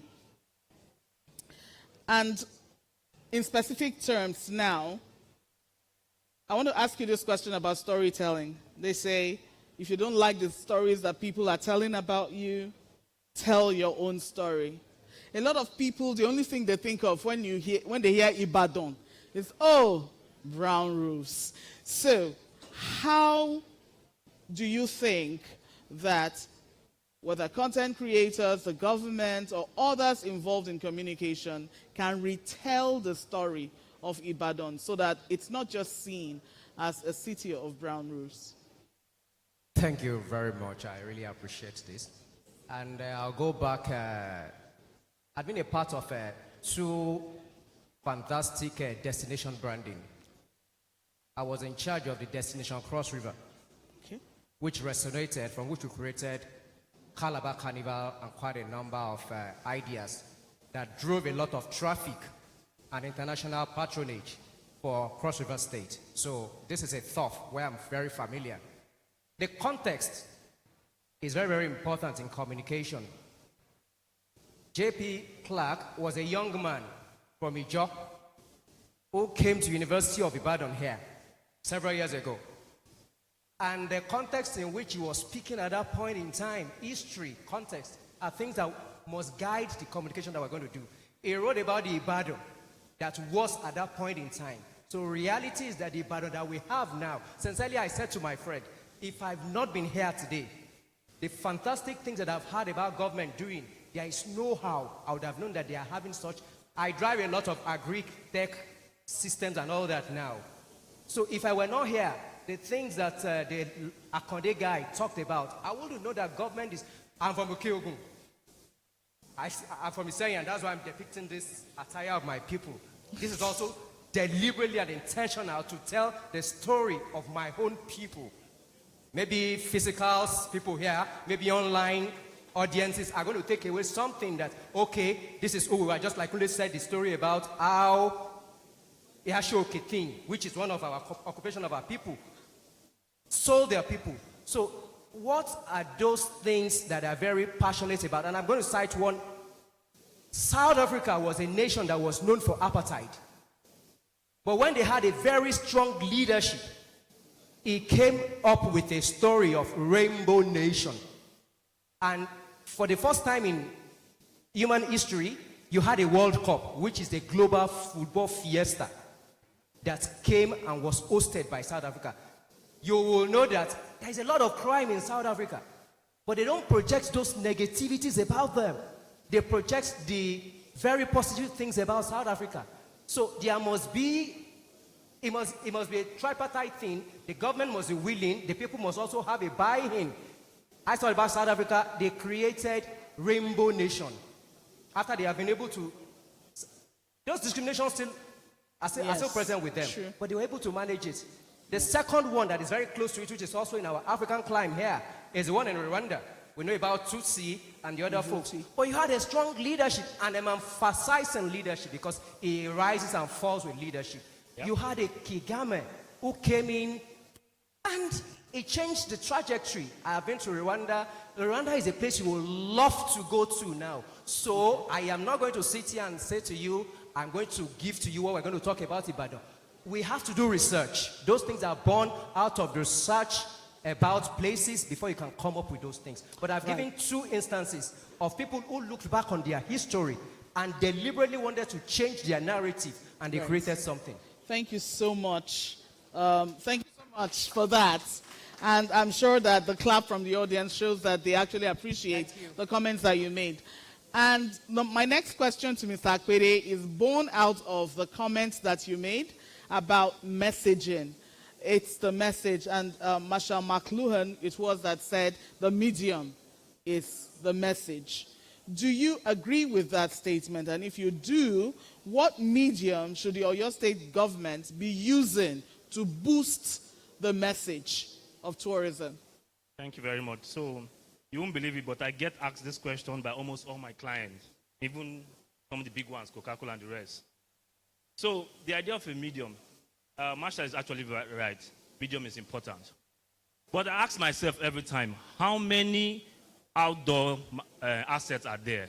How many TV stations are there? I mean, we have like over almost 1,000 TV stations in Nigeria. We have like 36 radio stations in Nigeria. How many outdoor sites? Like roughly 2,000. You can use those. But let me tell you the one medium that you cannot run out of, which is the citizens of Oyo State. There are about 8 million citizens in Oyo State. Imagine having half of that. Imagine having half of that speaking about your message. Because by the time people come into Oyo State at the airport, it's not us that they will see there. It's that guy that is not here. And if that person does not reflect the messaging that Oyo State has been trying to push, it falls flat. If that person dupes that person at the airport, that person will never believe all the nice things we've said, all the money you spent on the message. So everybody needs to be carried along, and they will start speaking. That is the strength of word of mouth. Word of mouth is the biggest medium you can ever think about. And guess what? It's almost cheap. I shouldn't be saying that, but it's true. So guys, you can try the radio, you can do the TV, you can do whatever, but you need to educate the people in Oyo State. Explain to them why they are doing what they are doing. I went to Gambia, and everybody was a tourist guide. Everybody was telling me, oh, you can do this here, you can do this here, you can do this here. Everybody sounded like they knew what the memo was. And that is why I discovered that people are the best medium. So thank you very much. Thank you so much. Thank you so much for that. And I like your emphasis on the people. And that will take me back to the person who is representing the government here. What he has just said is, if you want to boost your message, you have to think like a tourist. Because a tourist wants to know where to go when he comes to your city. And now he's saying the citizens should be your medium of communication. Do you think that Oyo State is thinking like a tourist? Yes, Oyo State is thinking like a tourist. And I would like to conclude the thought that Bayo started, actually. He talked about South Africa. He talked about Rwanda. He didn't talk about Oyo State. Now, a year ago, we didn't have a Minister of Culture and Tourism. He took a great leader, a visionary leader, a leader who knows that the future is not in oil, A leader who knows that the future is not in gold, but the future is in places. That one, you cannot exalt the sites that we have. So when you are talking about strong leadership, give it to our governor. At least he has started this now. Otherwise, we'll not be here. Now, why do people believe the message of the government? Why? When they see sincerity, when they see vision, when they see commitment, then they buy into it. People doubt their leaders when their leaders show insincerity. Our governor has demonstrated sincerity of purpose. He has demonstrated vision. That is why everything that he does with passion. And people believe him. So we are now sending out the message that your state is serious about tourism. And you can take a bet on this. A year from now, the word out there in everybody's mouth is that Oyo is the best tourist destination. I can assure you of that. Thank you very much. Thank you so much. I'm just going to make it really fast because we have to end this conversation and give way for the last panel of the day. But I'm just going to quickly ask Mr. Laosh one question, and the question has to do with a message to the Oyo State government. If you were to advise the state on what to do as someone who creates films, what would you advise that they do now that can propagate that message of come, see, enjoy Oyo State? Thank you for that question. Firstly, I like the tagline. Come, that comes means Oyo State already is accommodating. We love people. Then, now, people are already seeing what the governor is doing. So that is C. But another area that we need to focus on is we need to engage a lot of influencers and the young creative around. Let them do shorts. And also, we need to improve on the pictures we upload about all these tourist attractions. It is very, very key. Now, if you want them to enjoy, already the roads infrastructure have been done. Now, what we need to do now is we need to promote, we need to push. Let people see that, okay, the government is doing a lot. Then people will come and they will enjoy. It's so simple. Come, see, and enjoy. Thank you so much. Thank you so much for that. I do not think I could have even said it better. And then I'm going to finally end with Mr. Adeosun, and I hope that you keep it very short and sweet. In 1 minute, tell us what would be the key takeaway that you want the government to take from this sitting. Thank you very much. Like my friend Lanre Sulaiman said, a fantastic thing is being done. I travel to my hometown regularly now. I go through the Moniya Road to Iseyin all the way. A fantastic job so that I can also validate what the government is doing. You see, one of the most passionate assets that I know the government can leverage at the moment, I'm very fanatical about most things that I do. I'm a fan of Arsenal Football Club. And unapologetically so. You know, oh my goodness. The 3SC Football Club, is that the name they are called now? I grew up knowing them. What did Rwanda that I talked to you about did? They identified a leverageable asset in football. They partnered with a very strong, they didn't partner with Chelsea Football Club or Manchester United or City. They chose a very serious club with strong leverageable asset, and that's Arsenal. And they put a simple message: visit Rwanda. So why not the government of Oyo State? You are doing a fantastic thing with sports now. Oyo State, please. 3SC, visit Oyo, and that would have been a spot on for me. Thank you so much. And I know that we wish we had so much more time to have this conversation. It's about boosting the message, but I'm very happy about the insights that we all brought to this conversation.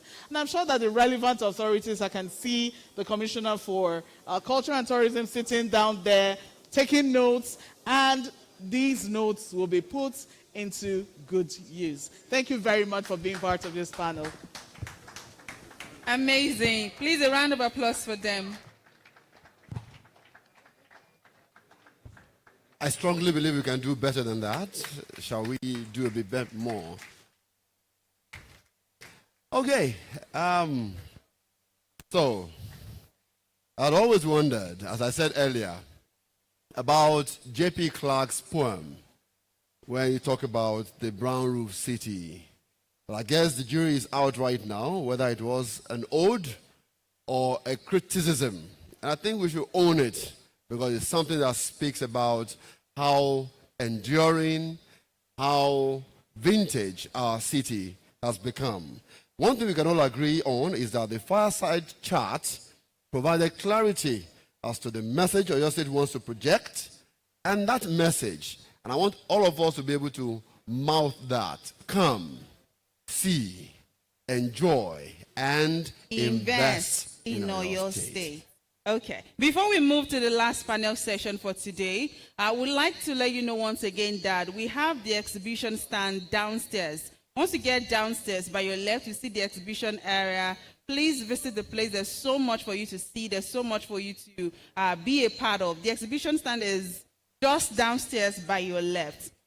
Now it's time for us to listen to the last panel discussion for this summit, and it is titled Elevating Your Tourism Business Through Private Sector Partnership. This panel will highlight the private sector partnerships available in Oyo State. The focus is on private sector partnership between tourism asset owners and financial institutions. Also tech, marketing agencies, and architects. Investors hear from these professionals how they can take advantage of the available opportunities that we have within and even outside Oyo State. And we have 4 panelists and a moderator on this panel. The man to moderate this panel is one man that once in my journey as a broadcaster, I've had people describe him as a man with the voice of God.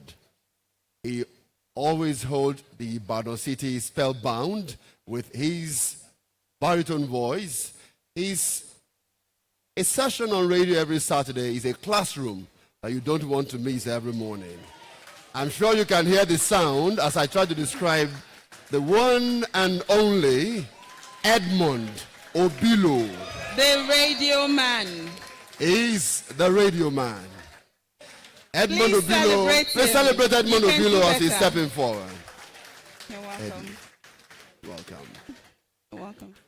All right, so that's the man who holds the city down Saturday morning on your #1 radio station, Splash FM 105.5. You can argue with your neighbor actually. Well, thank you. All right, on the panel. Let's go. All right, Mr. Olusegun Alebioshu is a banker. Will be joining Edmond on this panel. Shall we appreciate Mr. Alebioshu Olusegun as he's coming forward?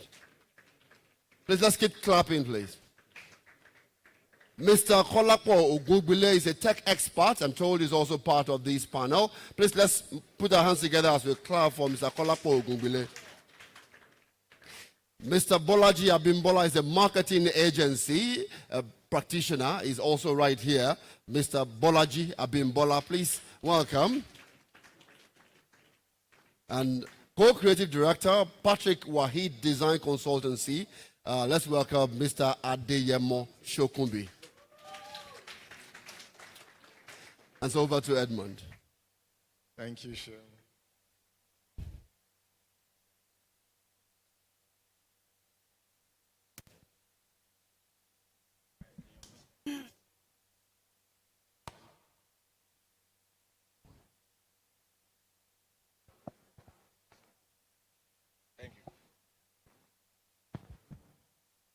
So let's talk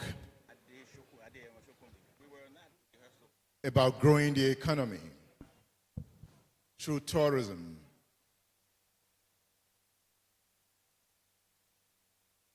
From what I have seen over the years,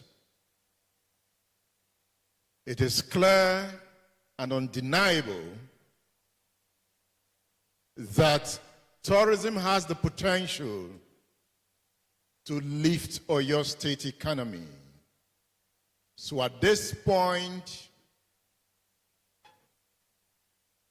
how do we create that synergy between tourist enterprises, and other private agencies. And that is what we want to look at here. We live in the age of technology. If you want to fly, you must fly with tech. Is it not true? Absolutely. So if tourism must fly, it must fly with tech. Absolutely. Tell us more. Yeah, thank you very much. It's an honor, a privilege to be here. I mean, the way I see technology is simple. It's to make lives better. You know, that is the simple way to look at technology. And we must embrace it in all aspects of our life. And if you think about the intersection of tourism and technologies, it's the same. I saw a drone flying here, you know, capturing, you know, beautiful moment of what is happening here. That is technology. And one of the panelists mentioned earlier about beautiful pictures, you know. And if you think about how you can leverage technology in tourism, it's a lot. I mean, the first way you can think about it is all businesses wants to make money, right? And they want to collect payment, all right? So thinking about it in that way is that there is a data by Statista that by the end of 2027, close to 90% of businesses, tourism transaction will be online. All right, and I think that's a very interesting data point to look at as someone in tourism. So if you're expecting somebody coming from US, how can they easily make payments in Ibadan? All right, and the network is going to break. How can we build platforms, technology platforms that can seamlessly integrate, you know, with local businesses here to easily accept payment? So that's one of the way, but I can keep going on and on. I run a tourist agency, and I want to come into partnership with you. What would you do for me to boost my business? All right, I think fundamentally is the experience, right? So the first thing you want to do as a tourist, or if you're just traveling even for business, is to check out where you're going online. You know, you want to pick up your smartphone and Google hotels in Ibadan, for example. I'm sure people here on the panel, they've probably done that. That's the first thing. And once you do that, it's important for a business to have a great experience online, a beautiful website that is interactive, that people can connect with seamlessly. I think that's where the experience starts from. You know, what platform do you have online that people can seamlessly connect with? Then we can take it further from there. What are the other services you need to add, you know, before people even get to your hotel, you know, and start the real experience. I was going through Mr. Adeyemo Shokunbi's profile. Your work emphasizes ethno-tropical contemporary architecture. So it means you are merging modern design with tropical climate considerations and ethnic aesthetics. That's so complex. Look at Captain Power's store. How does this apply? Well, that's a question that you kind of like put me on the spot with. Because, you know, as an architect, you go through, you evolve, right? And not wanting to go into my history of being an architect, but basically what happened was I didn't study architecture here. And when I moved back to Nigeria, I wanted to sort of like find some meaning in the architecture that I was going to be creating. So that was what brought about this ethno-tropical sort of like language. Because, you know, the language of architecture that I had kind of like really delved into when I was practicing outside of the country was very modern, very contemporary. However, moving to Nigeria, you have to deal with the context, especially when it comes to climate and comes to, you know, the environment that you're going to be creating your architecture in. So, so that led to the ethno-tropical language.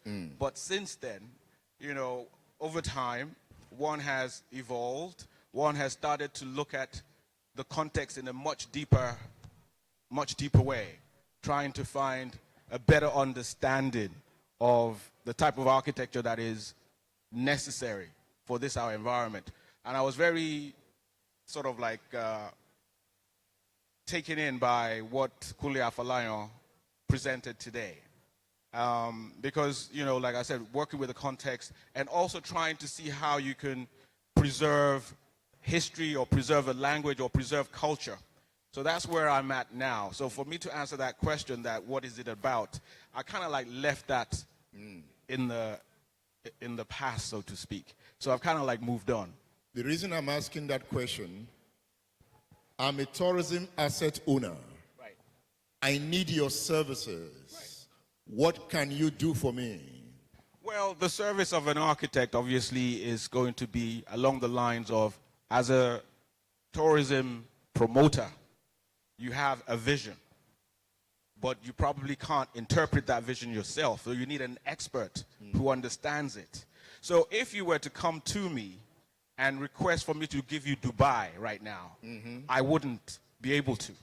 So first of all, I would like to say that, you know, I will probably, most likely, find a way of, you know, collaborating with someone who understands that language much better than I do. However, there are areas of architecture that, you know, I have kind of like really settled in now. So if you're a tourist promoter and you want me as an architect to do something for you, obviously I need to see if it's something that I can deal with and not waste your time or waste my time. You know, one thing I do at my leisure is to go to Makbo, mostly on Sundays. I love the brown roofs. There's this inspiration it gives me. So I stand there, sometimes with my phone, I'm looking at the brown roofs.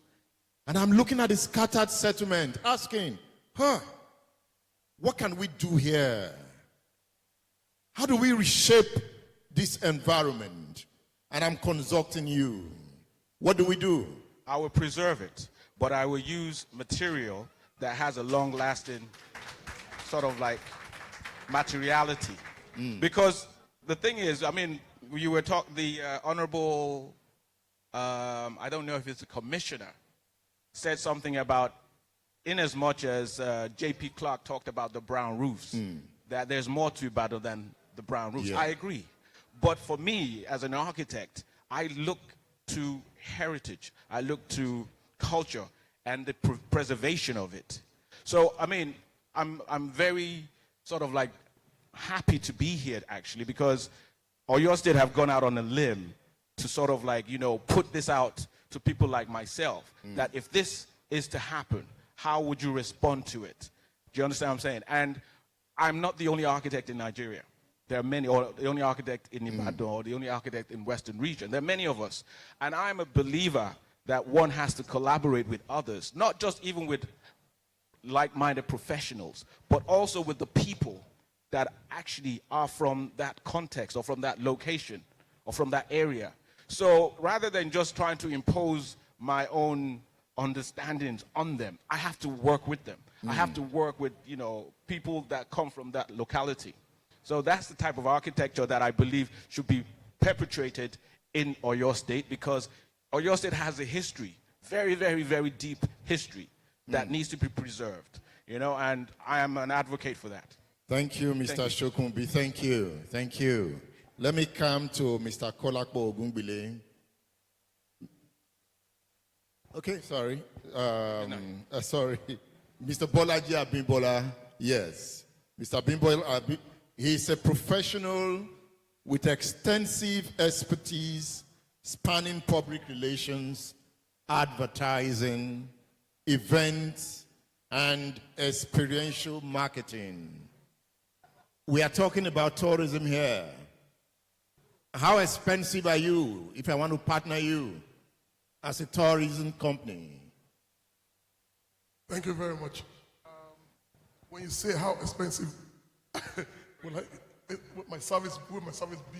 Yeah. It depends on what we're looking at. So if we're looking at it in the context of business, so it's going to be, I'm offering you this service, this is what I charge professionally.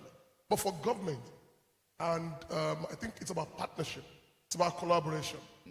Of course, I'm from here, I'm from Ibadan. Somebody mentioned my family house at the beginning of this session.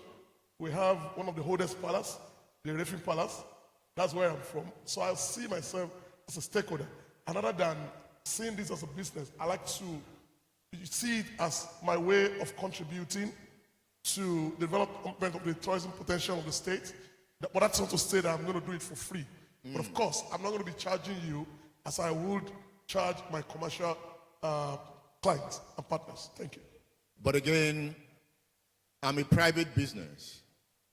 I'm a tourism business. I need promotion. I need advertisement. And I want partnership. Okay. So I think I spoke to dealing with working with the government, but now working with private organizations who are in tourism business. Again, it's about scaling. So I speak to these in our industry that it's better for you to be part of the building of a monument. So there are some clients that you need to grow with. And over the time, then you can charge them what you actually deserve to earn. So if you want to work for an hotel, for instance, Kuya Fanayon definitely needs PR, needs publicity for that tourist center he has at Igbo Giant Common. But of course, you can see his challenges already. Guy has spent a lot of money, see having challenges.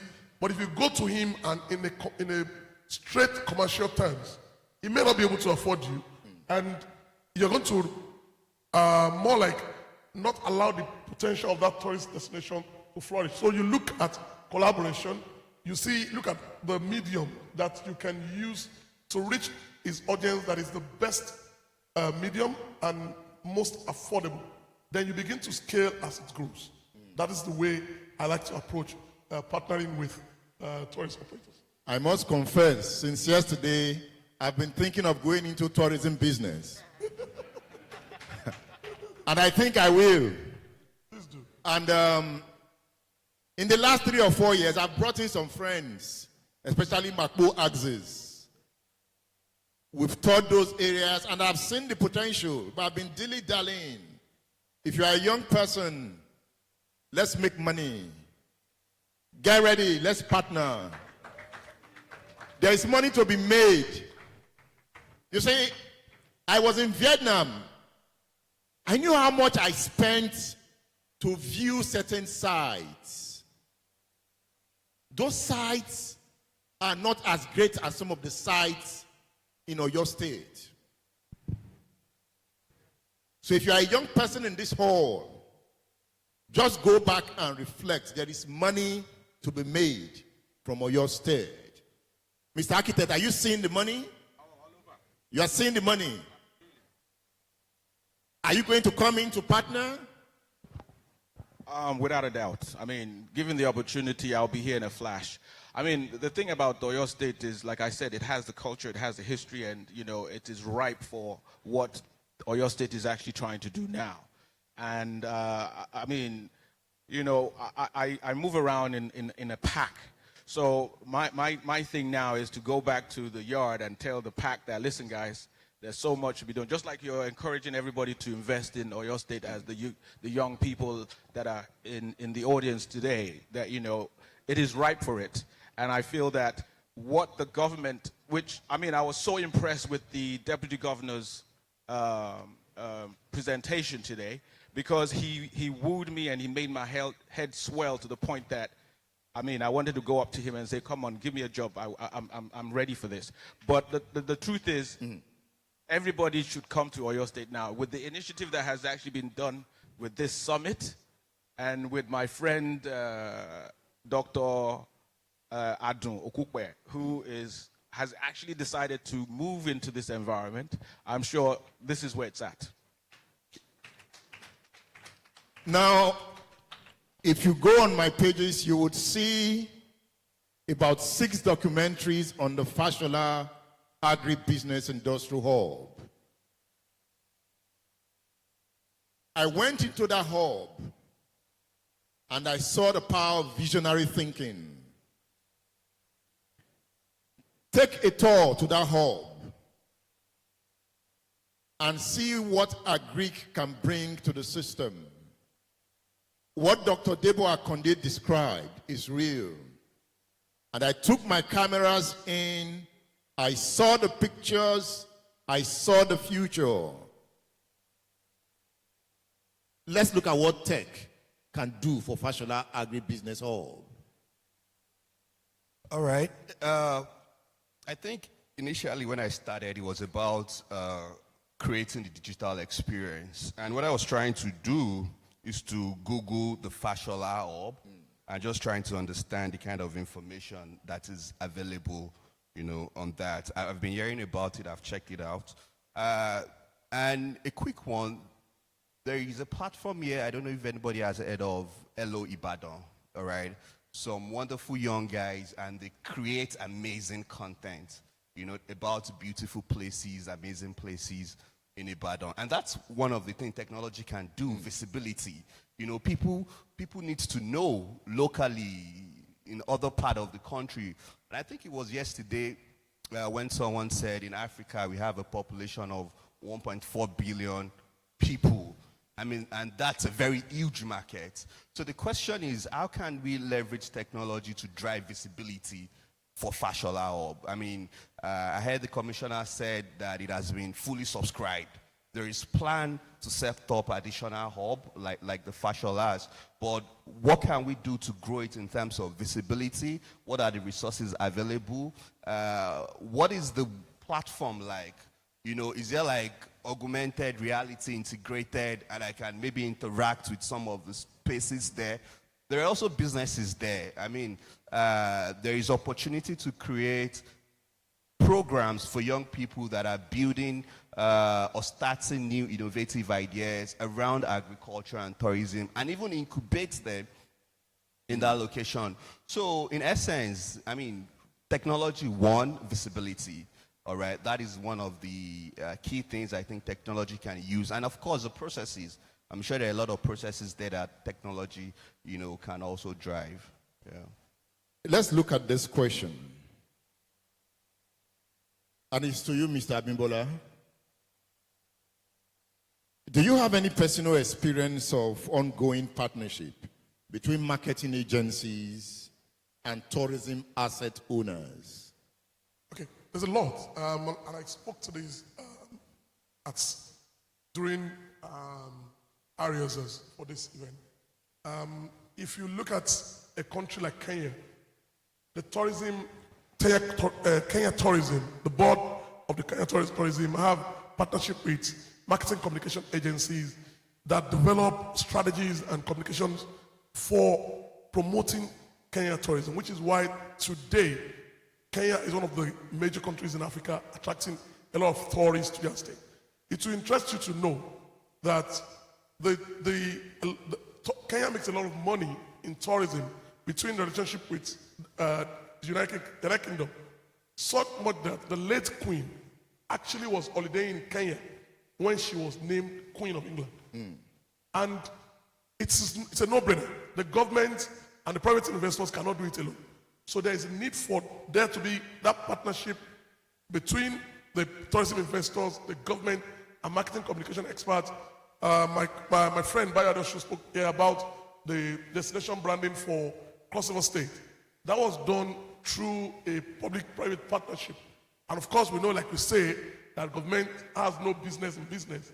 What government needs to do is to find the right partners in the private sector, bring them together, and we'll see a whole lot of difference. If the government of your state, with what they're doing already, for them to achieve what they want to achieve in tourism, what they need to do is partner with some of these private individuals, private companies who are into tech, the finance, architecture, and marketing communication. And in 5 years, we should start seeing the result, because it's a marathon. We need to tell ourselves the truth. Okay. It is not a sprint. You are not going to start to say people should visit your state and expect to start happening now. It's a gradual process, and at a point, even the man who spoke about word of mouth, the word of mouth will not spread almost immediately. It will be a gradual thing. We have to ensure that the citizens bought into the vision of the government to use tourism to develop the state. And in 5 years, we should start seeing traction as well. Thank you. My experience in Maisamara in Kenya, at that point, you could see clearly why Kenya is a big deal. You know, the tourism vehicle on the road that day were up to 500. Even the animals had no space. The number of Chinese, the number of French, the world was in Maisamara. In fact, the season begins to boom from now. May, June, August, and Nairobi is in money. What are we struggling to see? Lions, antelopes, zebras, but they have made them so interesting. What is so beautiful about Maisamara? Google it and see. You have 7-star hotels in those forests. Presidents are relaxing there. You have 3-star hotels in that place. And the community, members of the community, the Maasai people, the natives, the Maasai people are in money. They are selling artifacts. They are speaking good English. They are welcoming. In fact, I'm happy with what is going on here today. Mr. Shukumbi, are you that expensive? If I want to come to you to design something, is the architect that expensive? I know the architect is expensive. Well, everything is actually relative. Right? Okay. Someone might say they just want to redecorate or redesign this space. Yeah. There will be a budget allocated for that work, right? Normally, how architects will charge will be a percentage of the estimated cost. This is before the work starts, right? But everything is negotiable. We live in an environment where my mother used to say to me that anytime you go to a market and they give you a price, you know, you just, first of all, cut it down into 2, right? But that doesn't necessarily give you the value that you're expecting. So it can't necessarily always be the case. I'm not expensive. Like I said, everything's relative. But having said that, you know, there are 3 stages to what it is that we do as architects. There's the concept development stage. There's the, what we call the feasibility stage, right? Then you can move to the next stage, which is to do the drawings that we're going to use to execute the project. And then from there on, you'd now start doing the contracts administrative aspect of the work. So if there's a promoter here that has a vision that wants to do something, I'm not going to charge him for the whole project when he comes to me and says, oh, I have an idea and I want to do this. We will do it in stages. And then better still, you know, I mean, they always say that architects don't make good businessmen.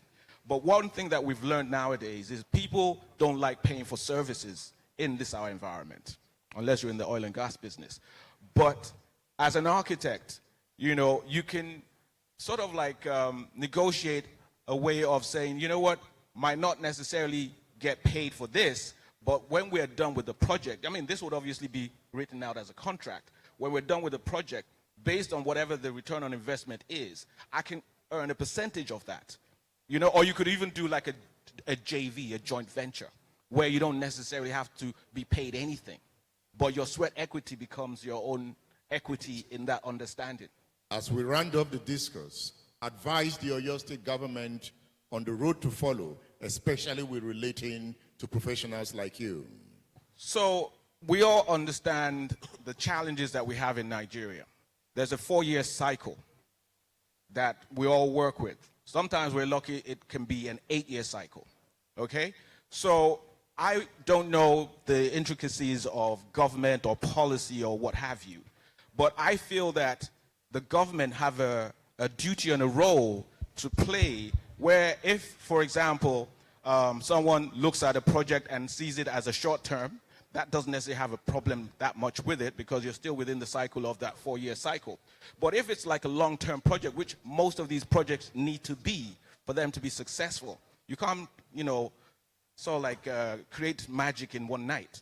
So what am I trying to say? The thing is policy how strong is policy going to ensure that when someone invests in a project that is long-term, that some new government is not going to come in and then change the policy that you have actually entered into, 8 years ago, and therefore makes your project, I don't know, lose whatever value it had when you looked at it in the beginning. So what am I saying? There should be, and I don't know, like I said, I don't know how it works, maybe the politicians can say this, that is there any way of ensuring that whatever policy that is actually used to guide a project that is long-term, that is cast in stone? So someone is not necessarily going to suffer the fate of a new government come in and then policy changes. Okay, I think before we round off, at some point, perhaps the commissioner will respond to that. As we go, Mr. Ogungbile, you speak to the government. Mr. Ogungbile, you speak to the government. All right, yeah, so Ms. Bland mentioned yesterday that we have to think global, when you're running any business or you're trying to create new industries. And I think that's important in the type of product that we build.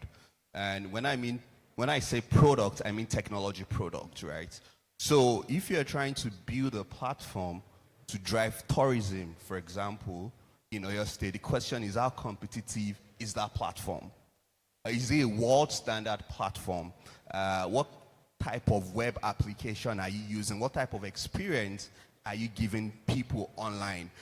Because if someone is planning or thinking of coming to Oyo State, I've probably researched maybe like 3 other places, before I'll probably decide this is where I'm coming.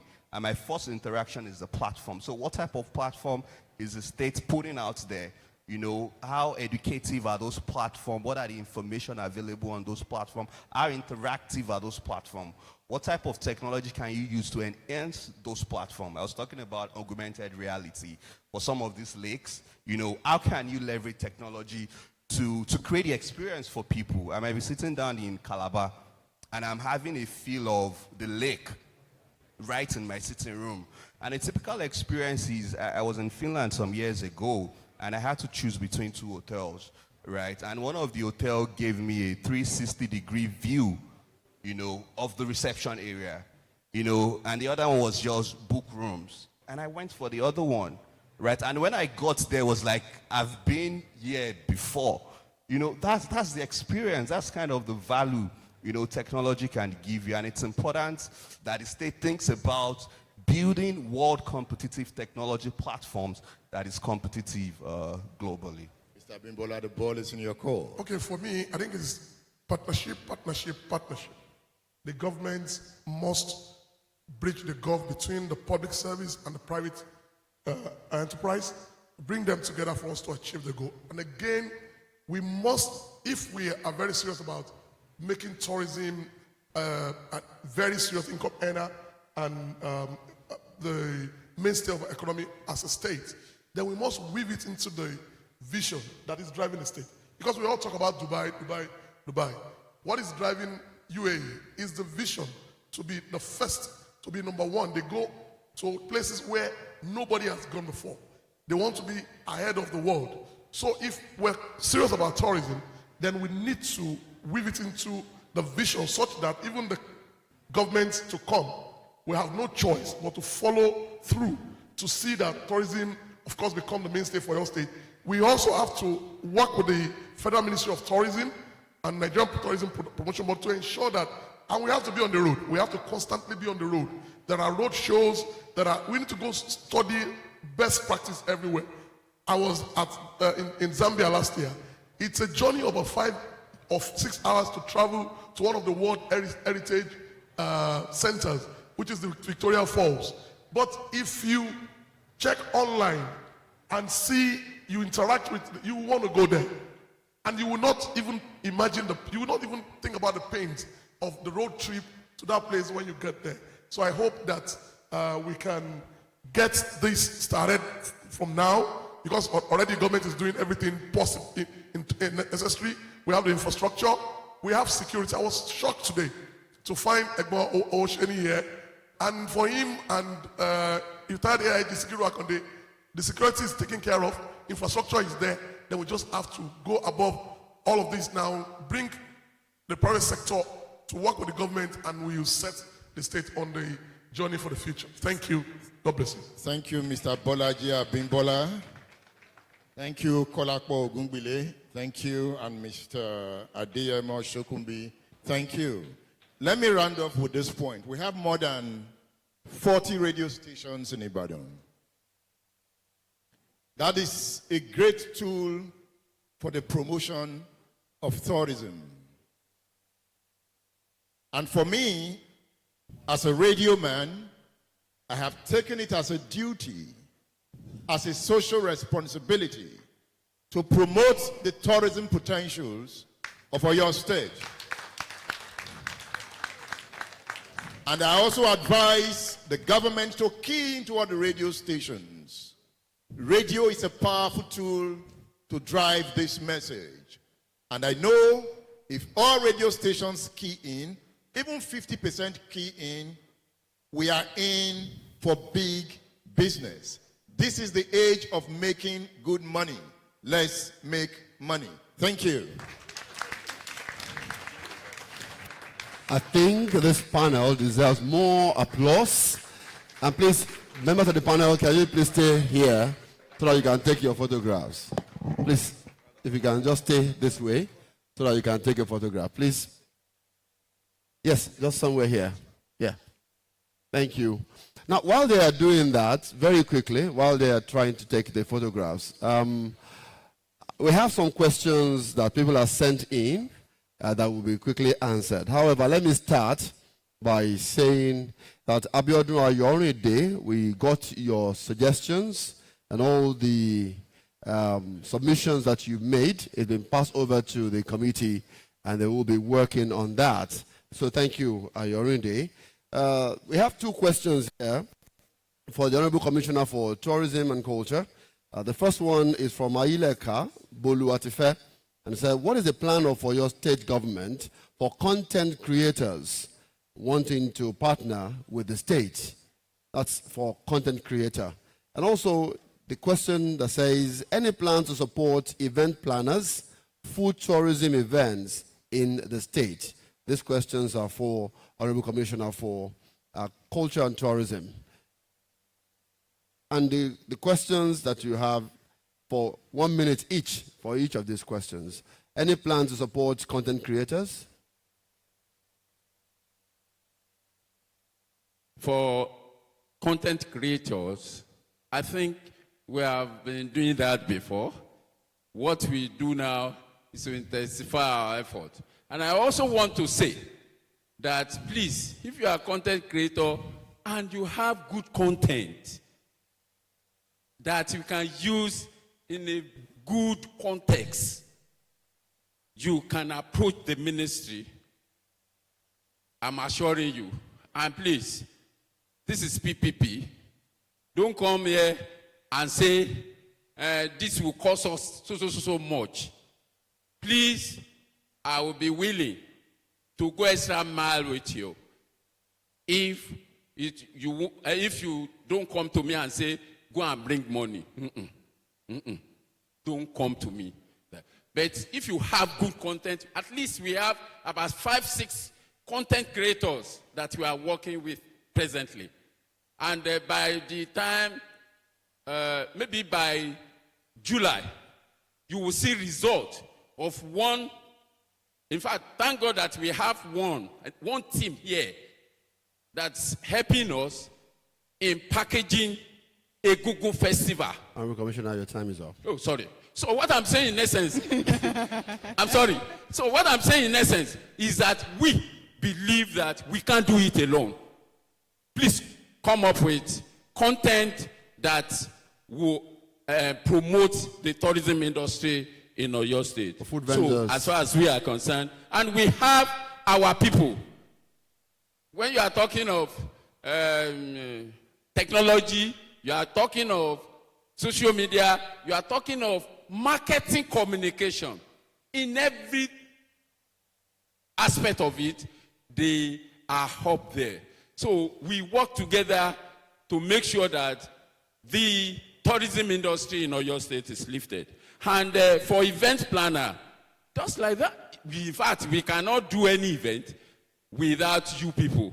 But the problem I always have with them is that, okay, we have this concept, we have this event. Now, you are now saying that I should go and source for money. Okay, how do you want me to source for money? Do you understand? First of all, source for money. Sponsorship first. Then come. We give you political will. And we put everything there to make sure that event succeeds. All right. And the area of event, we have many cultural festivals that can bring money. Sango Festival is in August. We have Egungun Festival. We have Omitutun Cultural Festival. All these. Thank you, can sir. Bring you money. Thank you very much. Amazing. Thank you. Thank you so much, Honorable.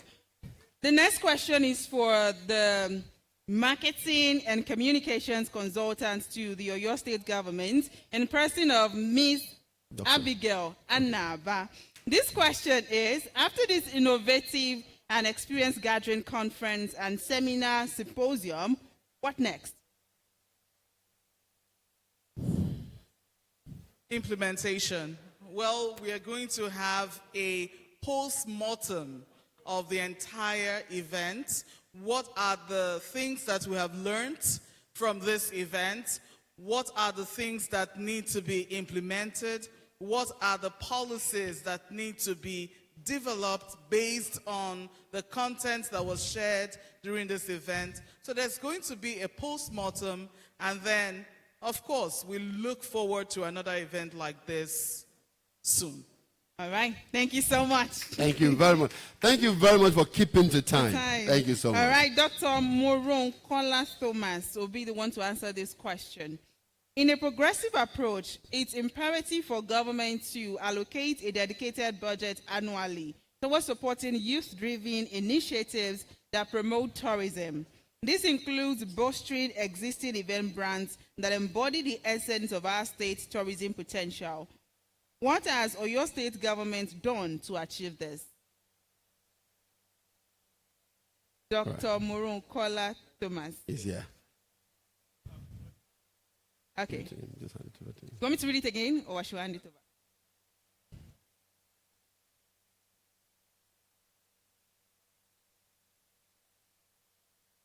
Just the last part to make sense to you.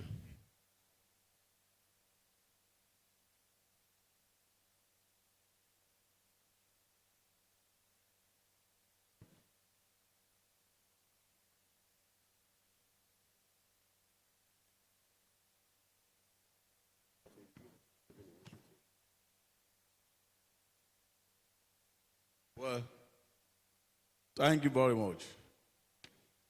One of the greatest youth-driven initiatives is that of sports.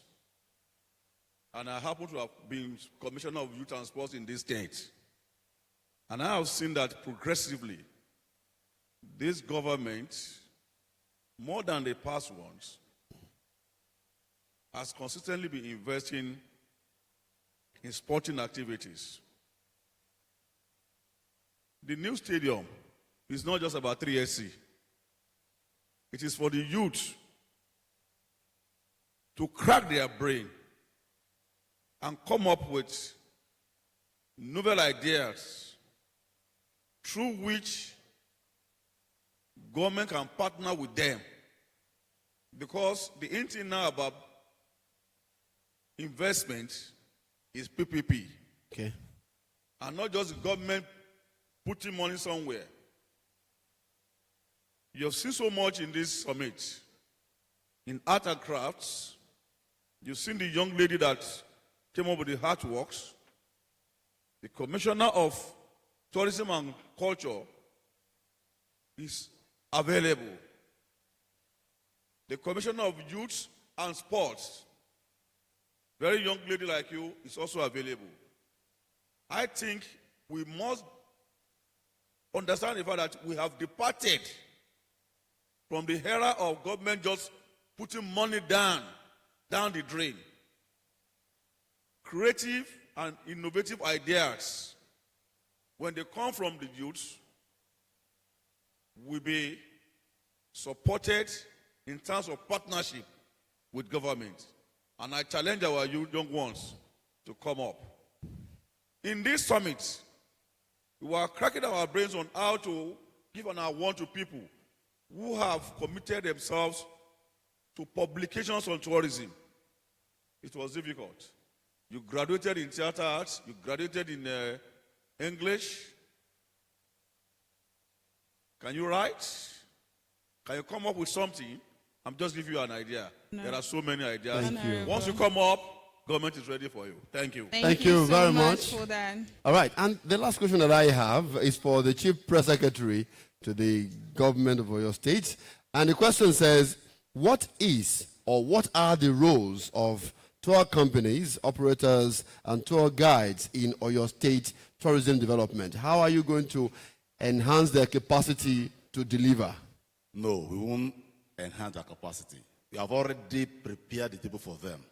All they need to do is launch out and tap into what has been provided. If I were a tour operator, for instance, what I would do, I would rent a coach from Lagos, put people in that coach, bring them to Ibadan.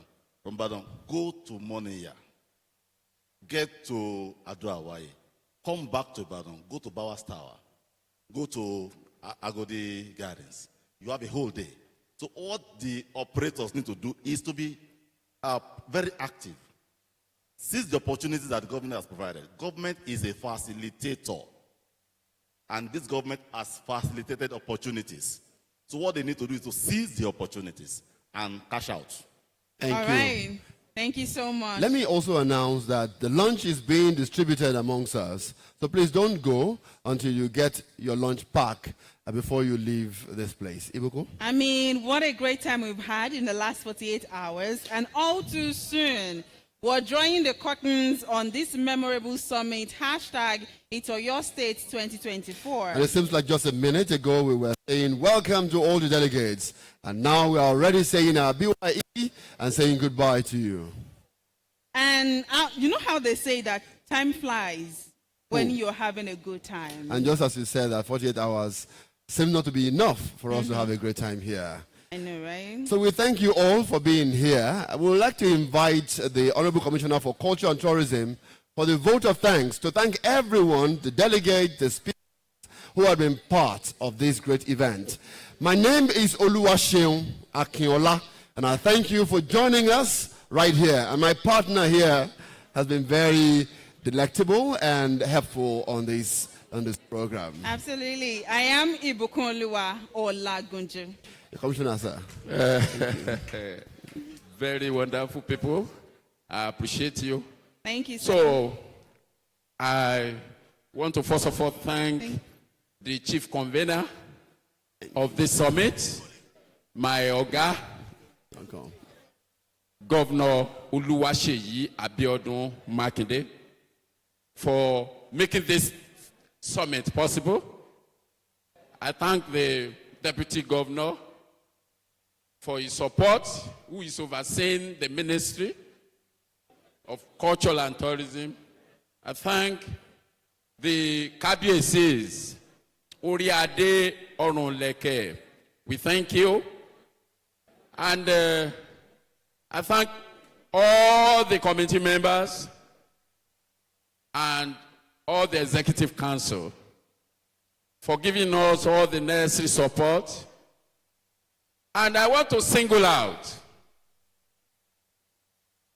the partner, our partner, who has been there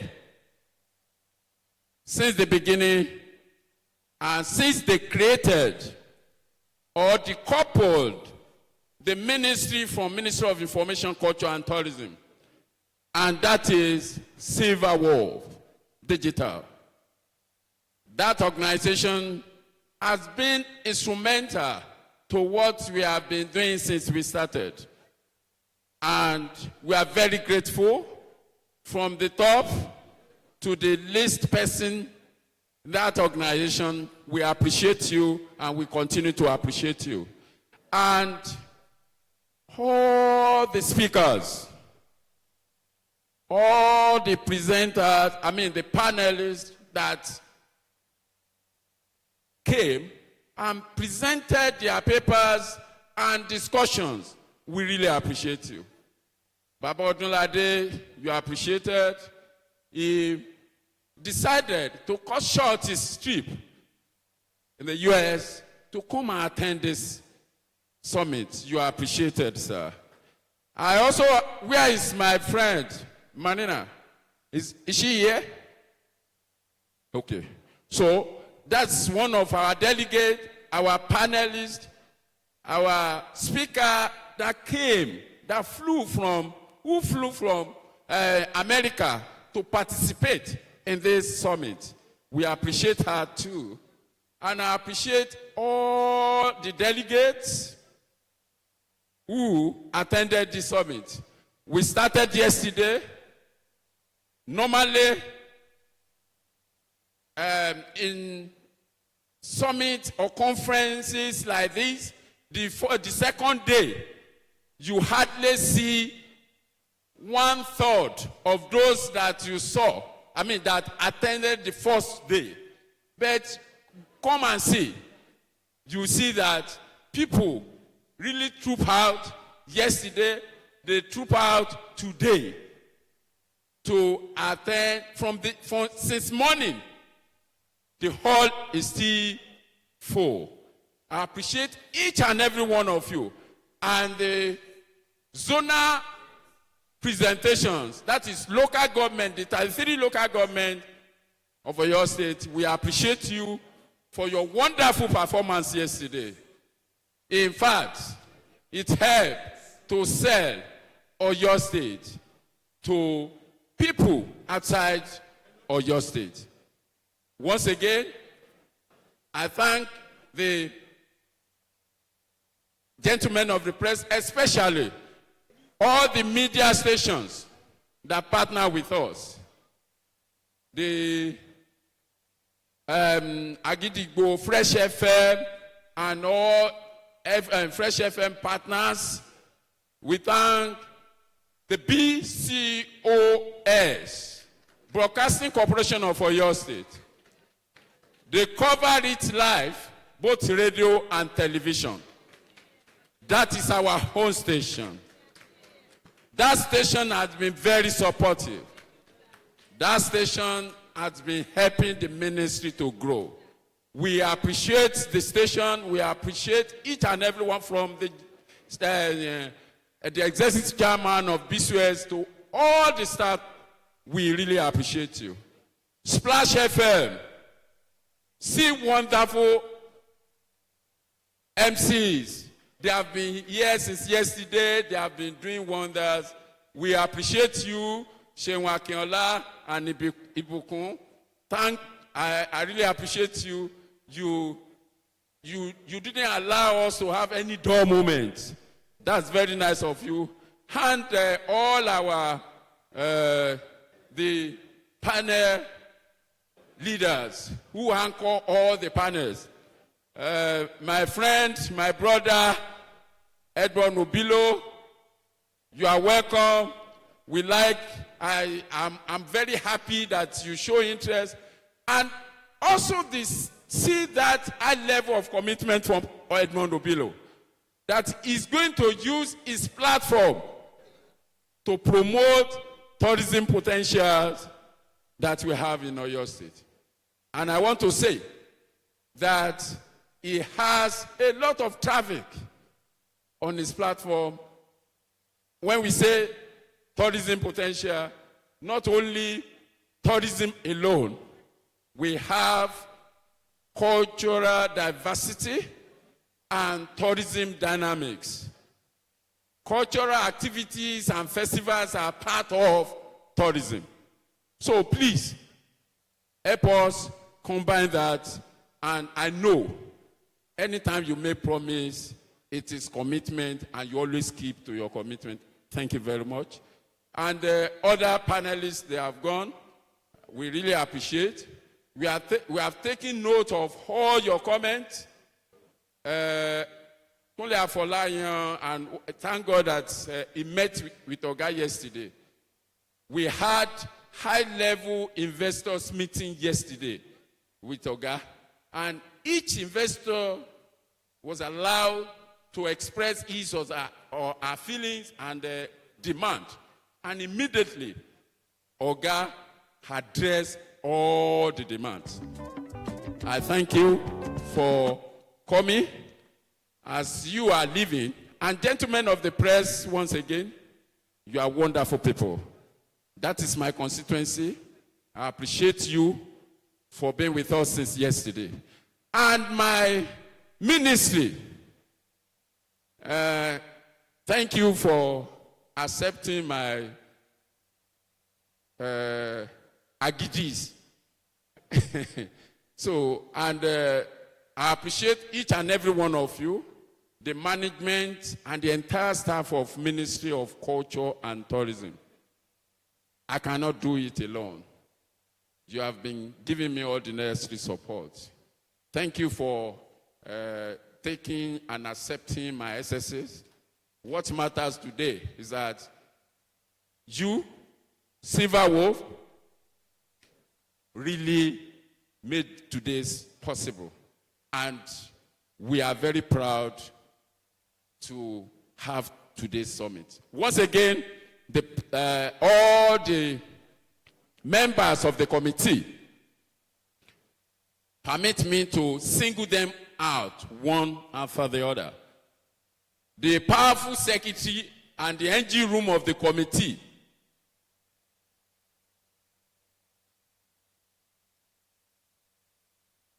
okay, Madam Abigail Anaba, please appreciate her for me. Please appreciate her for me. Please a shout for her.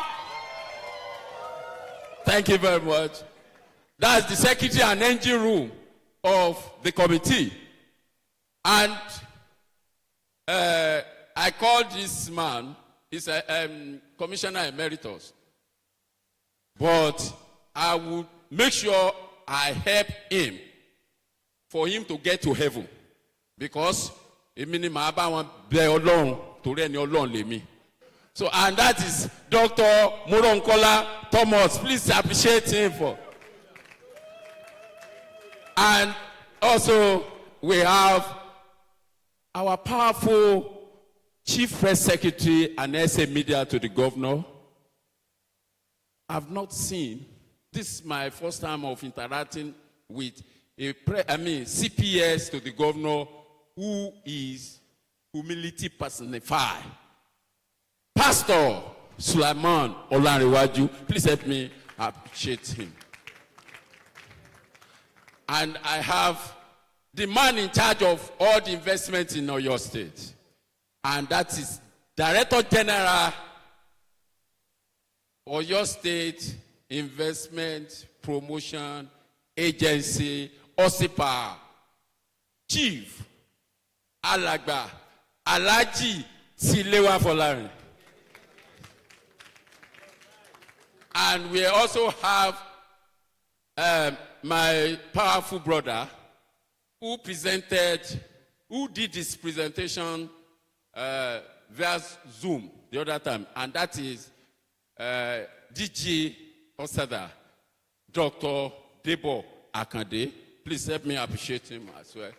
And my colleague, Honorable Commissioner for Finance, Honorable Akinola Ojo. Please help me appreciate him. So,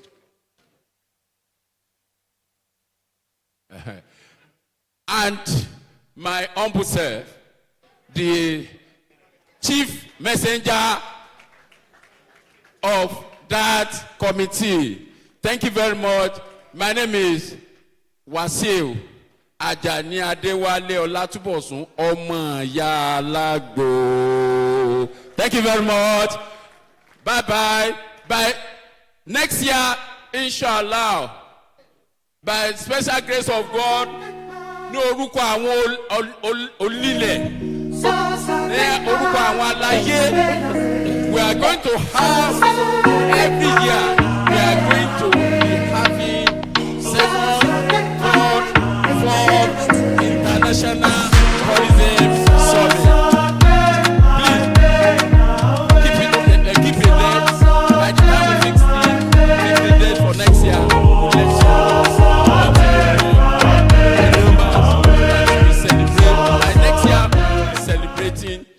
our success in tourism. Thank you. God bless you all. Bye.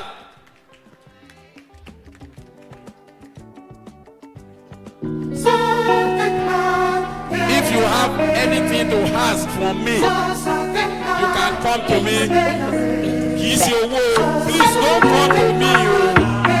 If it is money, go to Abigail. Abigail is in charge of money. If it is money, or go to Pastor Sulaiman Olarewaju and Dr. Moronkola Thomas. But if it has to do with tourism, you want to make an inquiry, please, you can come to me. Thank you very much.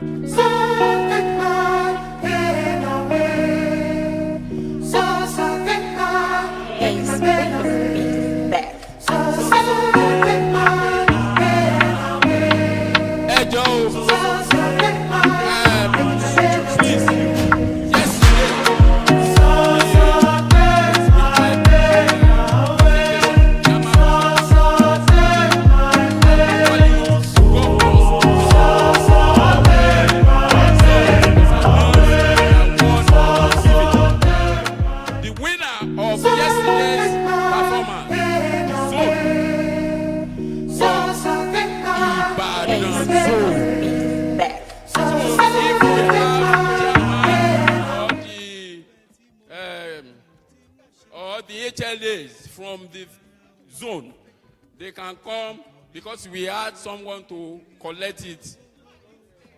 Yes, thank you.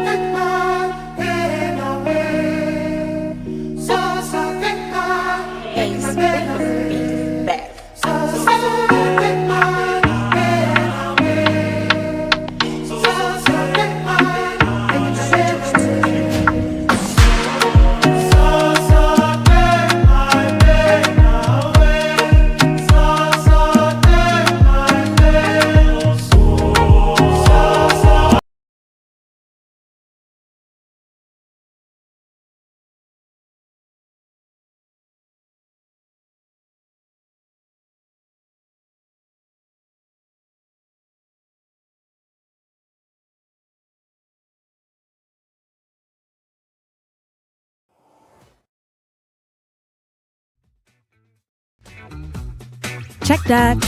Looking for a business account like no other? We are proud to introduce you to First SME. With First SME account, you get to enjoy services such as zero account maintenance charge, access to webinars and trainings, various creative facilities, access to SME Connect portal, directory provisional offers, and lots more. So, open your first SME account and start enjoying these benefits today. You First Bank.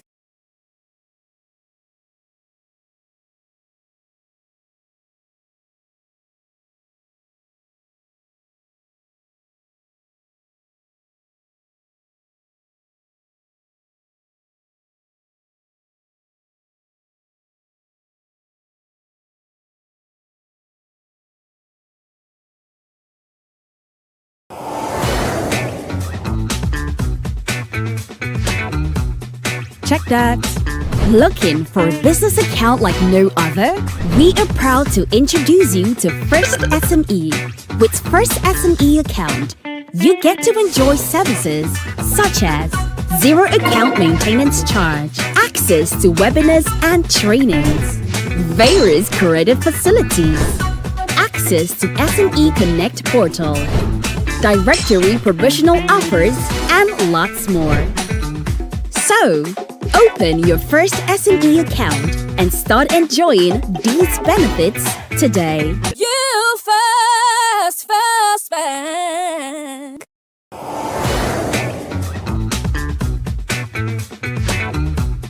Check that. Looking for a business account like no other? We are proud to introduce you to First SME. With First SME account, you get to enjoy services such as zero account maintenance charge, access to webinars and trainings, various creative facilities, access to SME Connect portal, directory provisional offers, and lots more. So, open your first SME account and start enjoying these benefits today. You First Bank.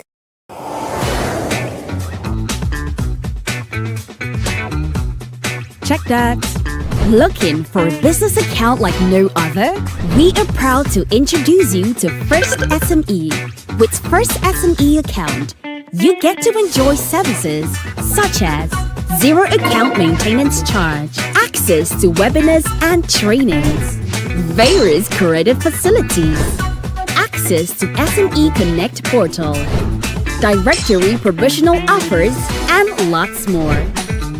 So, open your first SME account and start enjoying these benefits today. You First Bank.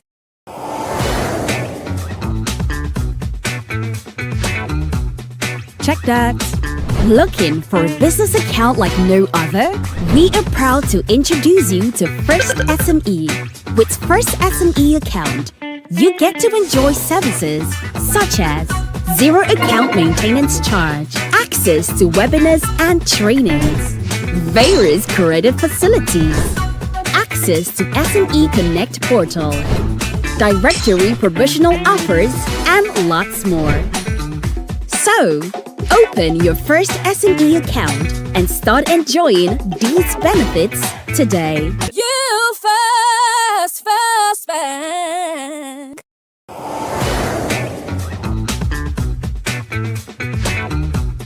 Check that. Looking for a business account like no other? We are proud to introduce you to First SME. With First SME account, you get to enjoy services such as zero account maintenance charge, access to webinars and trainings, various creative facilities, access to SME Connect portal, directory provisional offers, and lots more. So, open your first SME account and start enjoying these benefits today. You